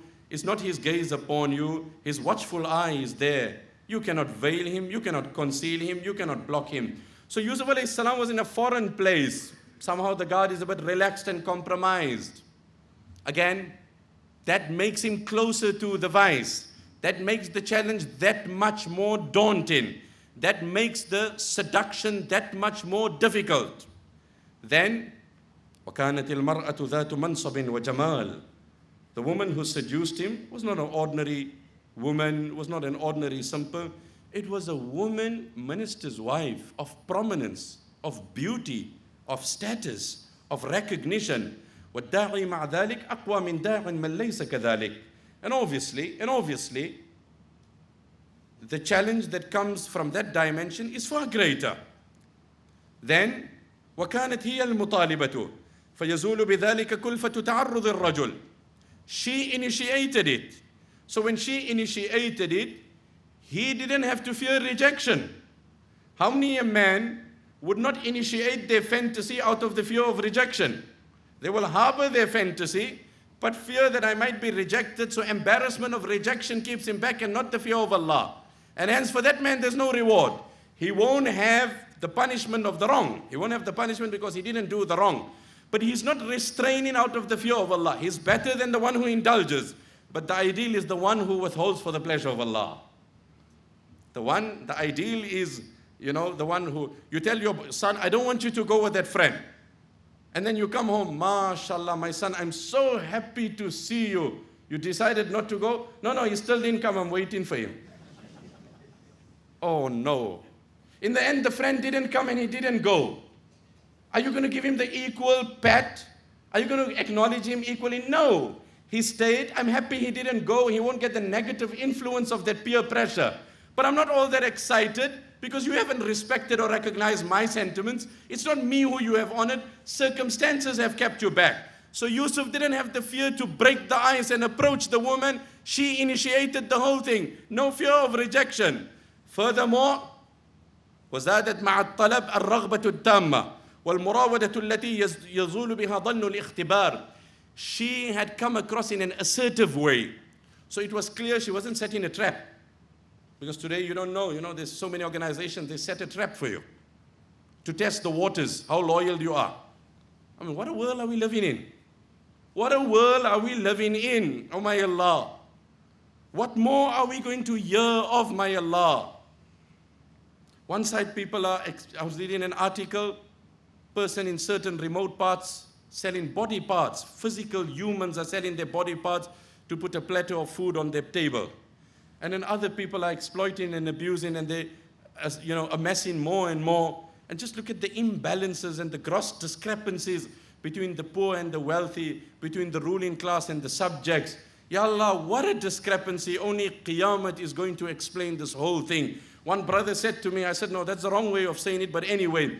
He says, Sheikh, sometimes I wish I just want to sit on Qiyamah, and on this big screen, I want to have some popcorn and some coffee and watch this whole thing, what happened in the world. Who killed who, and who's done who, and who was the victim and who was the victor. And was the mother-in-law right, or the daughter-in-law was right? And was the employer correct? And I said, I want to watch this on this big screen. I said, my brother, there will be issues for you to answer. يُجَاءُ بِابْنِ آدَمَ يَوْمَ الْقِيَامَةِ كَأَنَّهُ بَذَجٌ. Bukhari, my Habib Sallallahu said, you'll appear as a lamb before your Allah. You will be trembling yourself. You're not going to be all structured and massacre and strong and bold and loud. You'll be a lamb. You won't even be a sheep. You'll be a baby lamb that will be coming in. That is your position before your Allah. And furthermore, what else did this woman do? Was that مع ذلك تغليق الأبواب. In addition to all this, she shut the doors. وكانت في محل سلطانها بحيث تعرف المكان الذي لا تناهله العيون. She was in a familiar environment, in her own environment. Sometimes in a foreign place, you don't know the place, she doesn't know the place. The curtain moves, someone blows the horn, the alarm bell rings, immediately there's panic. She was in her familiar environment, so she knew the nooks and the corners. So she was at ease and calm. And she tried to bring that level of calmness onto Yusuf and seduce him. As the Quran said, وَغَلَّقَتِ الْأَبْوَابَ وَقَالَتْ هَيْتَ لَكَ وَغَلَّقَتِ الْأَبْوَابَ وَقَالَتْ هَيْتَ لَكَ. She shut the doors, and I painted the picture. And Yusuf is young, and he's single, and he's foreign, and he's a stranger, and she's prominent, and she's beautiful, and she's assertive, and the doors are shut, and the man is young, and the woman is beautiful. And she said, come on, Yusuf, let us indulge. Let's close our eyes for a moment and think, Ya my Allah, Ya my Allah. We don't even ask for that situation to get that reward because we know we won't be able to live up to it, Allah. We're asking you, my Allah, just let us not face those challenges, Allah. We are too weak to even imagine the thought what would happen to us. وَغَلَّقَتِ الْأَبْوَابَ وَقَالَتْ هَيْتَ لَكَ قَالَ مَعَاذَ اللَّهِ قَالَ مَعَاذَ اللَّهِ إِنَّهُ رَبِّي أَحْسَنَ مَثْوَايَ. He said, Allah forbid, I will never entertain the thought. My Allah has been too kind to me to even imagine disobeying Him. My Allah has been too kind. I'm asking you, what are you short of? That is why one scholar said, you have a peaceful night, you wear exclusive dress, you live a good home, a wonderful lifestyle, and what's your gratitude? You miss your Fajr Salah. That's how you start off your gratitude to Allah. You start off your gratitude by omitting your Fajr prayer. But he restrained himself, and I told you what Allah gave him, the empire, the dominion of Egypt. I want to mention with you a few incidents, inshallah, and then we try and draw it to a close. It is the reign of Umar ibn Khattab radiyallahu anhu. He dispatches the Sahaba in a direction. Amongst them was Abdullah ibn Huzafa radiyallahu anhu. They were apprehended and intercepted. The king of that time was told that in the group there is a young man, Abdullah ibn Huzafa, who belongs to the companions of Muhammad sallallahu alaihi wasallam. Abdullah ibn Huzafa radiyallahu anhu was summoned and he was brought forward. When he comes forward, the king says to him, I have an option and a proposal to make to you. He said, go for it.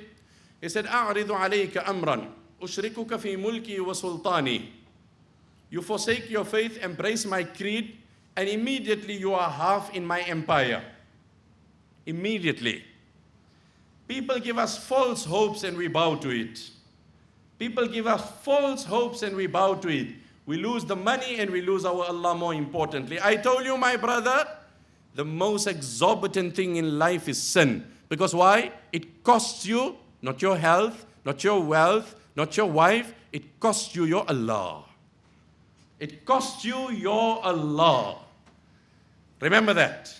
Person said, no, but I'm only paying $1 interest. I said, it's not the number, it's not the amount. It means you and Allah are at war. It's this antagonistic relation you've entered into with your Creator that is the painful thing, not the connotations of $1.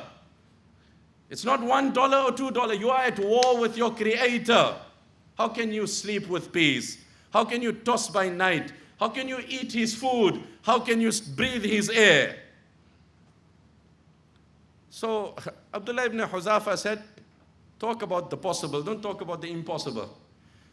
لو أعطيتني جميع ما تملك وجميع ما ملكته العرب على أن أرجع عن دين محمد طرفة عين ما فعلت. Ask me to entertain the thought of forsaking my faith for the duration of the wink of an eye and offer me the luxuries the entire world has, I won't accept this as an offer. You know, in other words, he painted an extreme scenario. You're talking of what you have, I'm saying go more, go wide, go open, go large, go macro, put the whole world on that side. And this side ask me bare minimum. Entertain the thought of forsaking, and I'll say it's not a deal. We'll say, you know what, but in my mind I knew I wasn't going to do it, and with that money I can help the poor. Why can't you help the poor with the money that's in your pocket? Why can't you help the poor with the money in your pocket? Make the call today, my brother. Don't clutch onto it. Don't become obsessed with it. Nothing is mine.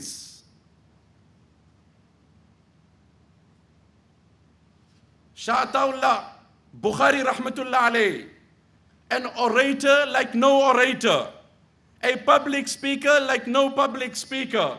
I heard scholars saying he used to comfortably address the audience from Isha till Fajr. In the latter part of his life, he had a stroke which affected his speech the most. He said, my Allah taught me I wasn't speaking.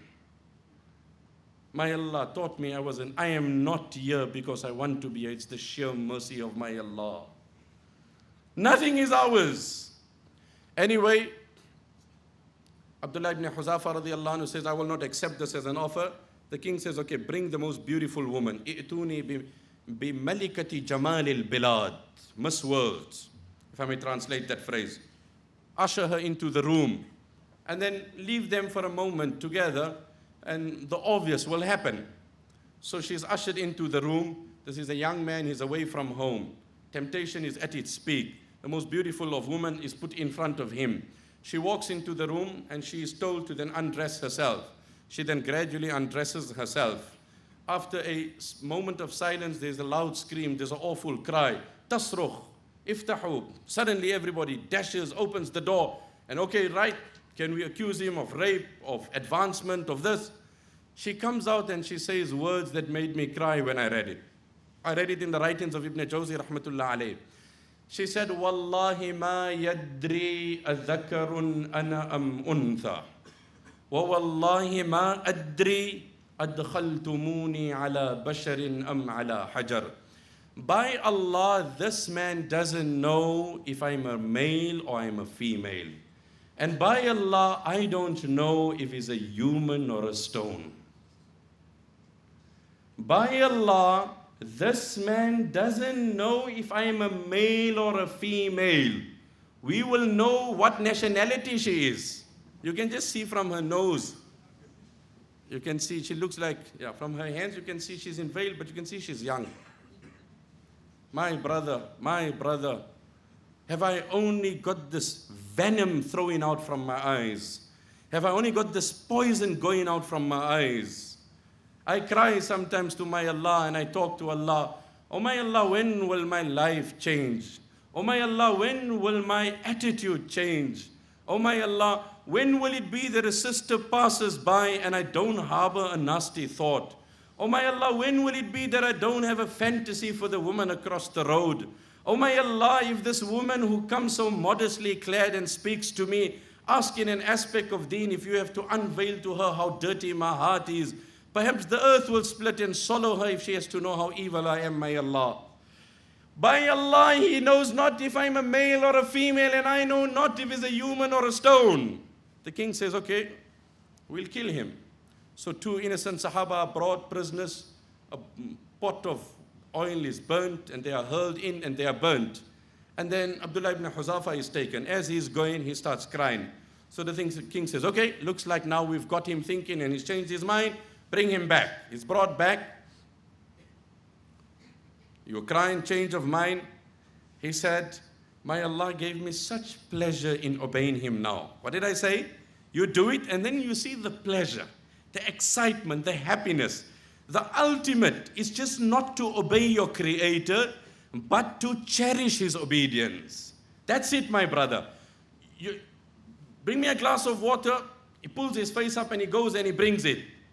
And the other one doesn't bring. And then you admonish him and he says, Dad, but I brought it. Yeah, but honestly, with the attitude that you brought it, maybe if you didn't bring it, I would have been better. My brother, I'm asking you, with what attitude do you get up for Fajr? With what attitude do you fast? Do you think you're doing my Allah a favor? How can you impress my Allah by abstaining from food when He never eats? How can you impress my Allah by abstaining from drinks when He never drinks? How can you impress my Allah? He's only trying to help you to get you closer to your paradise. Oh my boy, how much must I impress upon you? Your studies, your nobility, your character is to make better of you, and there's nothing for me. And the son says, no, you want it, but I'm telling you it's for you. And there's conflict of interest. And he just, till he doesn't cross that hurdle, the antagonism continues. And the day the boy realizes, and reality dawns, and maturity sets in, that I'm doing it for my own interest, now he's motivated by his own agenda. ما يفعل الله بعذابكم إن شكرتم وآمنتم. My Allah says, my sovereignty is at its greatest. Punishing you can't make me greater. Punishing you can't make me greater. But if you choose to be stubborn, and if you choose to be obstinate, then even the Prophet said, فَكَيْفَ آسَى عَلَىٰ قَوْمٍ كَافِرِينَ. How do I lament the fate of a nation who chooses to deny? You tell him, listen, he says no. You tell him, listen, no. Then there's consequences. Now you want me to cry. How do I cry when he chose to disobey? You tell the boy, don't run, you're going to get hurt. No, I'm okay. My baby, you're going to get, no, I'm okay. And when he gets hurt, what is it? Good, you learned. That's what you're going to say. So he said, I am crying, not because I'm going to be burnt, but I'm crying that I'm feeling so close to my Allah, and I honestly wish I had multiple lives. I could lay them down one after the other, but I feel sad that I don't have more. And I can relate with this. Sometimes for your partner, you're having a good moment, and you're flying overseas, and she says, buy me this. And you said, that's fine. And then, how much is it? It's $1,000. Oh, leave it. My darling, my beloved, wallahi, even if it's £1,000, without twitching my eye, without frowning for you, I will do it. And trust me, if it was £10,000, if I had it, I would put it down. It's not the money, it's just to make you happy. We have these moments in our relation. The pious had it with their Allah. My Allah, I only have one life. Had this man asked more, and you favored me with multiple, I wouldn't have winked my eye, I would have laid them one after the other. I would have laid them. We haven't been introduced to this. Sayyidina Ali radiallahu anhu, Abdul Salam ibn Shaddad says, I heard from Ghazwan ibn Jarir, who says, I heard from my father, and he says, one day we were sitting with Ali radiallahu anhu, and then the topic of immorality started. The nafs, the ego, the carnal desires. So Ali radiallahu anhu said, أَلَا أُخْبِرُكُمْ بِأَعْظَمِ الزِّنَا عِنْدَ اللَّهِ. Should I not tell you of the most worst form, the most despicable, the most deplorable, the most detestable sin in zina? So we said, but Ali, would it not be correct to say every form of zina is deplorable? He said, yes, but one is worse than the other. Now before I tell you this here, I must share with you how the devil misleads everyone. The devil has a different ploy, but he traps everyone. So one brother came to me once. He said, Sheikh, I've got this bad habit. My gaze roams. But one thing is for sure. I will never look at a non-Muslim woman. I only look at Muslim women. And I always tell myself, I look at someone that I could potentially get married to. So astaghfirullah, I don't justify that, but I have that degree of discipline in me. I wouldn't want to cast a lustful gaze on a non-Muslim woman. But I say rather, I'm doing it wrong, but better off with a Muslim sister. And by Allah, this is not a thumb suck. I'm telling you what had happened. Another brother came to me. He said, Sheikh, I have this bad problem and you need to advise me. But I always feel, I said, why must I cast a dirty glance at our Muslim pure sisters? I rather look at a non-Muslim woman and, Allah must forgive me for my wrong. But I say, no, this is not right with our Muslim. I said, subhanallah, the devil is playing tricks and clapping hands. He got this one hooked here, he got that one hooked here, and this one is appeasing himself. I'm not all that bad. So like how often, I don't want to backbite anyone, but I'm just saying. Are you just saying what? You're backbiting.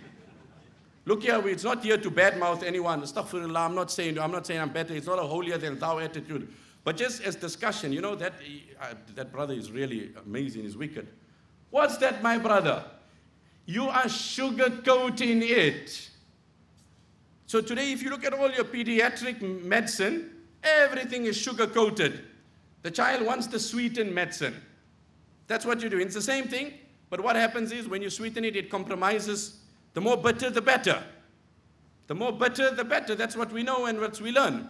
So I said, the devil got him trapped this way. The devil got him trapped this way. There is no change. The Prophet ﷺ is in Mina. Fadl ibn Abbas, his cousin, the brother of Abdullah ibn Abbas, is mounted on.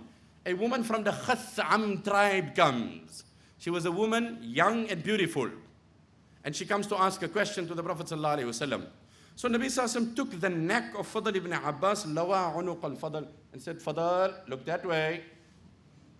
So Abbas radiallahu anhu was present. O Nabi of Allah, lawayta unuq al-Fadl, you turn him like this.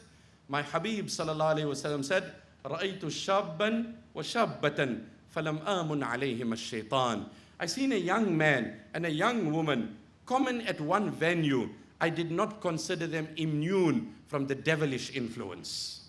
I'm saying Allah's Nabi is present. It's Hajjatul Wada.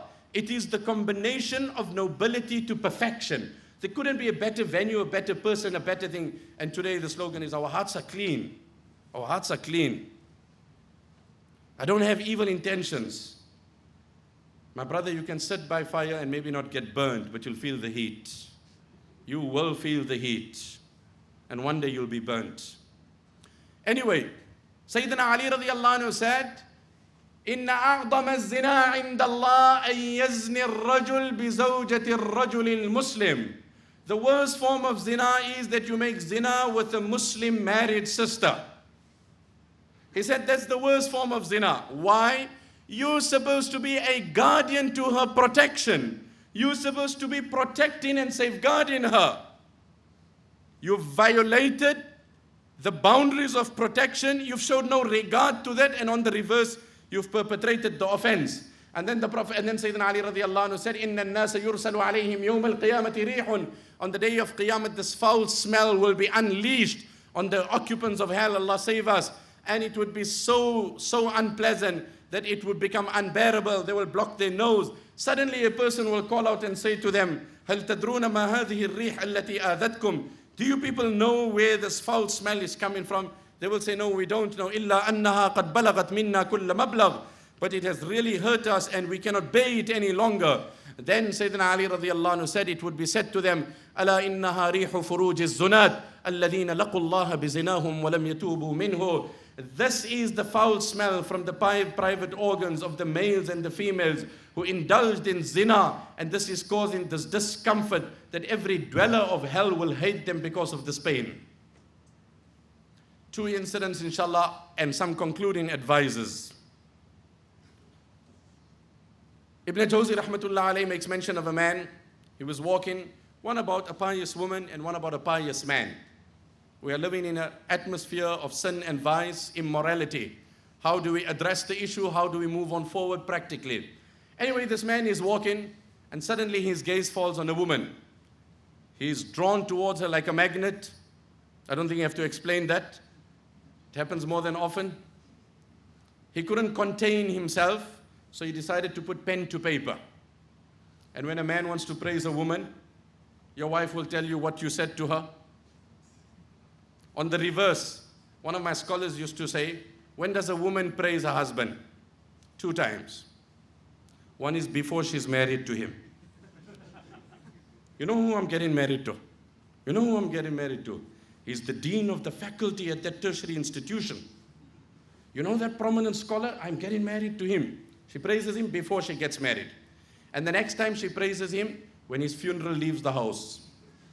Your father was a great man. Your dad was a great man. Your dad. My sisters say it to him when he's alive. Don't spare the praise. We have become a nation, it takes the death of people for us to acknowledge them. وَلَقَدْ جَاءَكُمْ يُوسُفُ مِنْ قَبْلُ بِالْبَيِّنَاتِ فَمَا زِلْتُمْ فِي شَكٍّ مِّمَّا جَاءَكُمْ بِهِ حَتَّى إِذَا هَلَكَ قُلْتُمْ لَنْ يَبْعَثَ اللَّهُ مِنْ بَعْدِهِ رَسُولًا.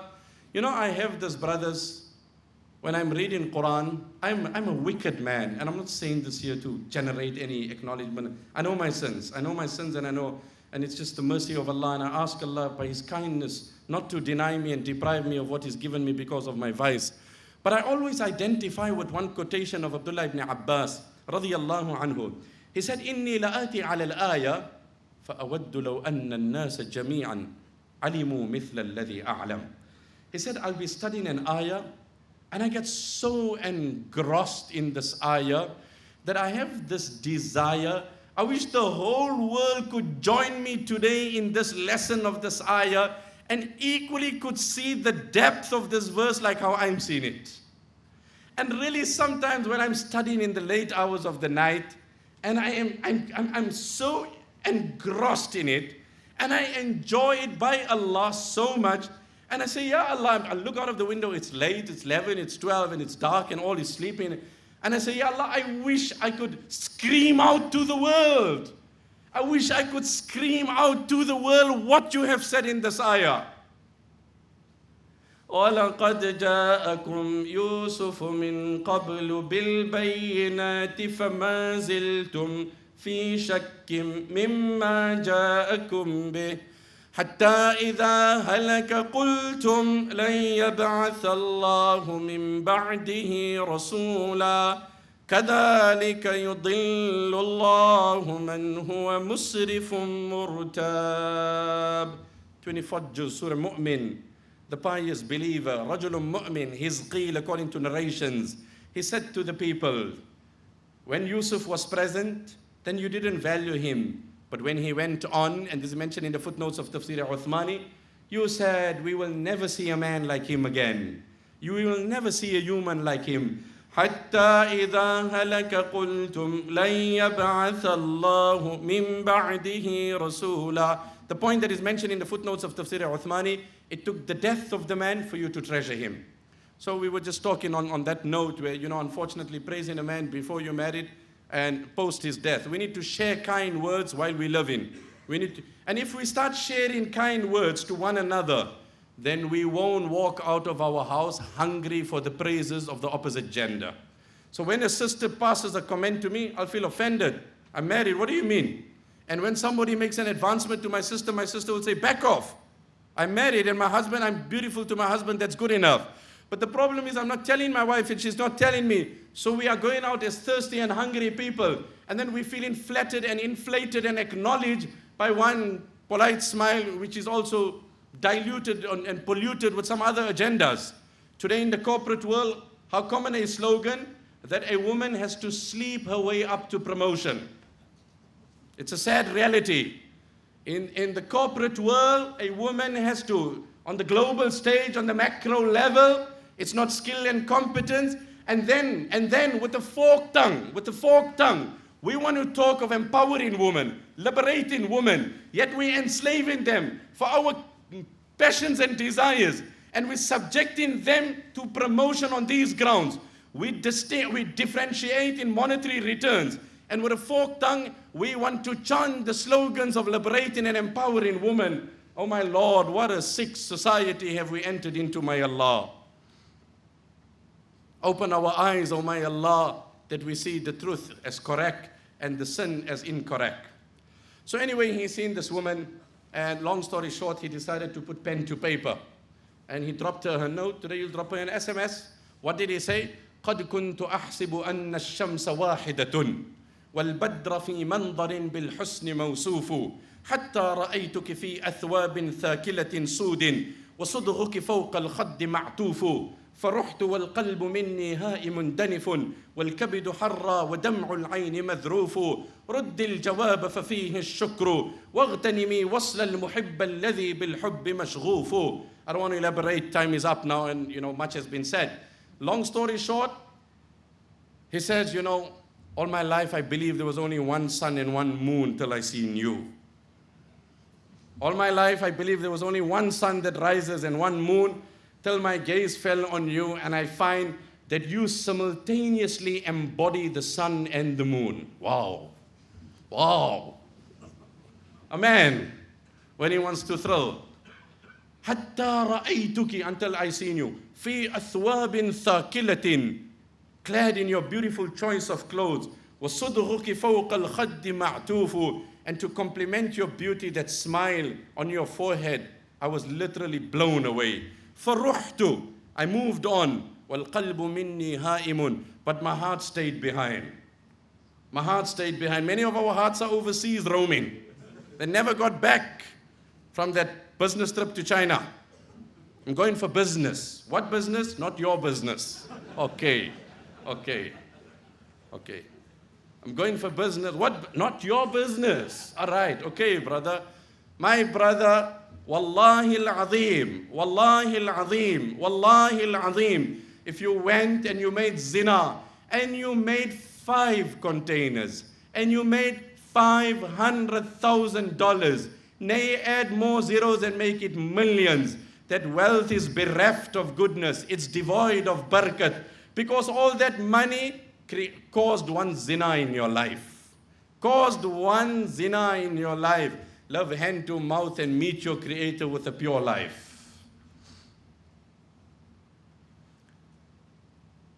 My heart stayed behind, and I couldn't detach from you. So please respond. I anticipate your prompt reply. And I look forward to a positive response. I'm really infatuated over you. The reason why I said this was not to give you a light moment and to thrill you, but rather to tell you the answer of the sister. And may Allah make that the answer of my sister. Allah forbid that any male makes an advancement to her. But this is the answer of our great woman of history. She said, إن كنت ذا حسب زاك وذا نسب إن الشريف بغض الطرف معروف إن الزناة أناس لا خلاق لهم إن الزناة أناس لا خلاق لهم فاعلم بأنك يوم الدين موقوف واقطع رجاك لحاك الله من رجل فإن قلبي عن الفحشاء مسروف. She said, oh brother, your apparent appearance suggests piety. Your appearance suggests piety. And in harmony with your appearance, the right thing would have been that your gaze is low. إِنَّ الشَّرِيفَ بِغَضِّ الطَّرْفِ مَعْرُوفُ. You should know better. I could give you the moment, spare you the time, and we could indulge. But those who commit zina are bereft of all goodness and happiness, and they never see bliss and joy in their family or their children. وَأَعْلَمْ وَاقْطَعْ رَجَاكَ. Terminate your false fantasies. Abandon your false hopes. Oh my Allah, let these hopes die today. Say Ameen. Oh my Allah, let these false aspirations dwindle and never reoccur, my Allah. Oh my Allah, what wrong have I done? And yes, I have done, my Allah, too much wrong, because of which I have become a vessel of carrying filth in my heart, my Allah. Oh my Allah, clean this heart, purify this heart, so that your countenance can descend in this heart, so that your nur can empower this heart, my Allah. So with my eye, I see your greatness. With my ear, I hear your greatness. With my tongue, I glorify your greatness, O my Allah. وَاقْطَعْ رَجَاكَ لَحَاكَ اللَّهُ مِنْ رَجُلٍ فَإِنَّ قَلْبِي عَنِ الْفَحْشَاءِ مَصْرُوفُ. My heart is averted from sin. It hit him, and he says, a young girl, she's more conscious of Allah than you. And he felt embarrassed. He gave up a life of sin. He then obeyed Allah, and he was making tawaf one day, clad in a simple garb. And here the sister is making tawaf, and she sees him. I often tell people, people say, I'm suffering from Alzheimer's, and I'm forgetting things very quickly. But today, people have selective Alzheimer's also. You owe me money, I forgot completely. Assalamu alaikum. Who are you greeting? She was with me in school 30 years ago. What a memory, my brother. What a memory.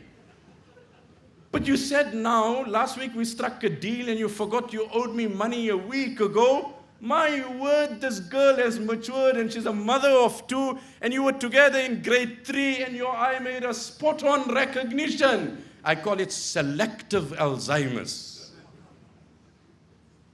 Who are we thrilling? Who are we thrilling? What a memory. 30 years ago, We were in kindergarten together, and yes, spot on. How's life? You married? Oh, that's nice. That's your little one. That's so sweet. MashaAllah. Who you got married? Oh, you got married to him. Good, good, good. I always think of you.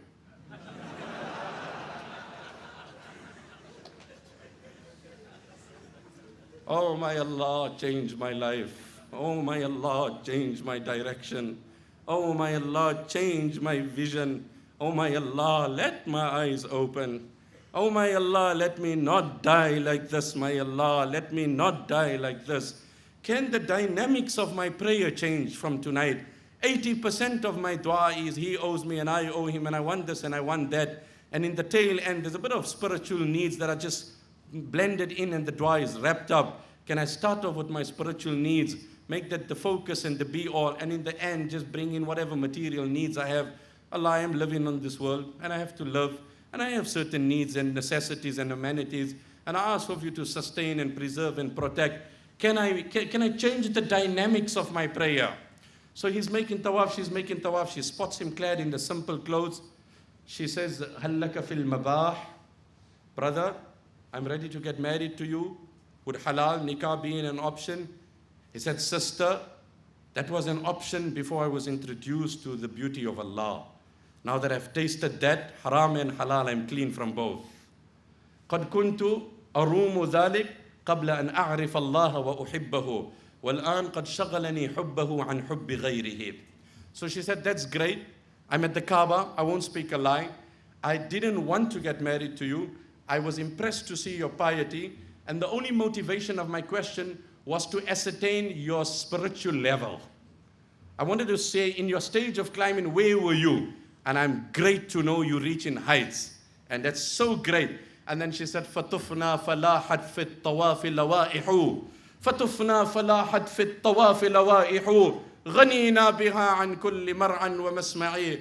We were making tawaf, and I was engrossed in the greatness of my Allah, and he was engrossed in the magnanimity of Allah. Suddenly we made eye contact, and there was a bit of recognition, but then we were oblivious of one another because we both were consumed in the beauty of Allah. Because we both were consumed in the beauty of Allah. Oh my Allah, give that to me as well. This was the beauty of a young girl, flipped the coin, and a young man. So there was this woman, very beautiful. Ibn Jawzi makes mention, Ubayd ibn Umayr's incident. She was living in Mecca. She was very beautiful, impressive. One day she came home, she looked at herself in the mirror, and she had a light moment with her husband. She said, darling, do you think any man will look at me and not be attracted to me? Women feel bad if people don't say she's beautiful. She's so nasty. She couldn't even say my clothes are mashallah. And she feels like she's been, victimized, or she wasn't, so you got to pet her. And look at, we learn from the lives, Hayatul Sahaba. Abu Bakr radiallahu anhu sees his daughter Aisha radiallahu anha looking in the mirror. She was a woman, she was a young girl. I read an article in Western Australia. They did a survey on girls at the age of 6. And those girls said they are not happy with their figures. Girls at the age of 6, I thought they playing mummy. That's what I knew girls in the neighborhood at the age of 6 are playing. And it's a doll and a bottle and a pram and going and running and a diaper and all that. What a sick society, my Allah. فَإِلَى اللَّهِ الْمُشْتَكَى. Oh my Allah, who do we turn to but you? Aisha radiallahu anha is having a moment. She's looking at the mirror. She's just seen herself. Abu Bakr radiallahu anhu said, Aisha, I don't know what you are admiring because my Allah is not admiring you. ما تنظرين يا عائشة فإن الله ليس بناظر إليك. Allah is not admiring you. Why, oh my dad? Because when a person clads themselves with a new garment and they feel proud and obsessed and impressed and exclusive and elevated and superior, مَقَتَهُ رَبُّهُ حَتَّى يُفَارِقَ تِلْكَ الزِّينَةِ. And then Allah shuns that individual until he or she doesn't shun that dress and attitude. Immediately, Aisha radiallahu anha took out that dress and gave it in charity. Immediately. Our woman cannot give it even after the new one comes. At least the cupboard looks nice. The hangers must match. I got all my blue cloaks one side. I went to one brother's house. He sent me I went to a program, so I stayed at his house, and then he told me to use his master bedroom. Wallahi, I cried. And I went in there, and I thought it was a shoe shop. I thought it was a shoe shop. I guess he meant good to give me his best bedroom. And he didn't want to expose me, or he didn't think much of it. But I made a dua in my heart. And I do this whenever I go. I say, Allah, wherever I go, people host me with the best of kindness, and I have nothing. But they respect the appearance of knowledge. Allah, my prayer is not give them more money, give them deen, Allah. Give them iman, Allah. Bring their children to you, Allah. I'm not here to make dua for their wealth and that. They show me this respect on the appearance of deen. I don't have it, but it's a shape that you have hosted me and acknowledged me and respected and revered me. Those who had it are elsewhere and they have moved on. The Arabic poet said, قد ذهب الناس ومات الكمال وصاح صرف الدهر أين الرجال هذا أبو العباس في نعشه قوموا فانظروا كيف تسير الجبال. When Abu al-Abbas, who was a great person, passed away, someone said, قد ذهب الناس, the prominent people have gone, ومات الكمال, and perfection has moved on. Even the time called out, where are the humans? Where are the humans? The reply came, here are they in their coffins and here are they in their graves. Stand up and see how giants and mountains are relocated to cemeteries. قوموا فانظروا كيف تسير الجبال.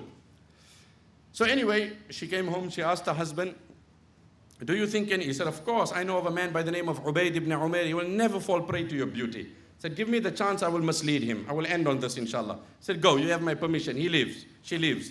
He had a discourse in the Haram Sharif. She comes in the Haram. She says, Sheikh, can I have a moment with you, please? I need to ask you something. So that's fine. Goes to the corner there. فَأَصْفَرَتْ عَنْ وَجْهِهَا. She unveils herself. Absolute beauty. Absolute beauty. So he drops his gaze, says, sister, please, please, istatiri, can you kindly conceal yourself? She said, inni qad futintu bik. I'm infatuated over you. He said, okay, I want to have a moment with you. Sheikh said, okay, no problem. 3 questions, you answer it, and then I will look into your request. He said, oh, no problem, my darling. We would say, I was about to tell her no, but when she said, darling, I melted, man. Ya Allah, I just felt that she was so polite. My brother, remember my words. You either walking out from this gathering with a drug, or a gambling habit, or a woman, or your Allah. You can't walk with both. You cannot walk with both. You either having a thrill or pure happiness. You either having an excitement or wholesome bliss. You're either excited for the moment and happy for the rest of your life. Thrilled for the occasion and overwhelmed for the rest of your life. Decide what you want. This is the call, apply your mind. You tell your son, these are the perks and the luxuries you enjoy. I need performance from you in academics and Islamic studies. It cannot be that you don't perform and you enjoy the perks. If you don't perform, you toil, you labor, you earn, you provide for yourself. But if you show me results, all is done. All is taken care of. And without stress. We tell our children, all we want is do your thing and I'll take care of the rest of it. Long story short, she says, answer 3 questions. She says, okay, no problem. Number 1, لو جاء ملك الموت ليقبض روحك أكان يسرك أني قضيتها لك? Sister, let's forward time. Let's speed it up. Let's fast forward it and bring it to the moment of death. And here's the angel of death knocking your door. And here you have your records. Would you like your records to carry the demerit and the sin of zina that I had done with you here, and now it's the moment of death? Just fast forward things. She said, Allahumma la, no, never, never, never. Allah forbid, Allah forbid, Allah forbid. This morning, we were there in the hotel, and mashallah, the brother suggested that we just have a little massage. And I got chatting with the brother, and I started speaking. And wallah, as I was lying on the bed, and my hands were there, and he put my hands on the side, I thought to myself, that will also happen when my body will be lying one day. My corpse will be lying. Today I'm consciously being told, put your hands on the side, lie flat, look down, leave it like this, breathe in, breathe out. But the day is sure to come, my Allah. The day is sure to come that my hands will be on my side. Some will be crying, some will be shocked, some will be disturbed, some will be consoling, others will. They say the graveyard is a silent place with a loud message. The graveyard is a silent place with a loud message. Would you like it that I have committed this? No, not at all. Second question.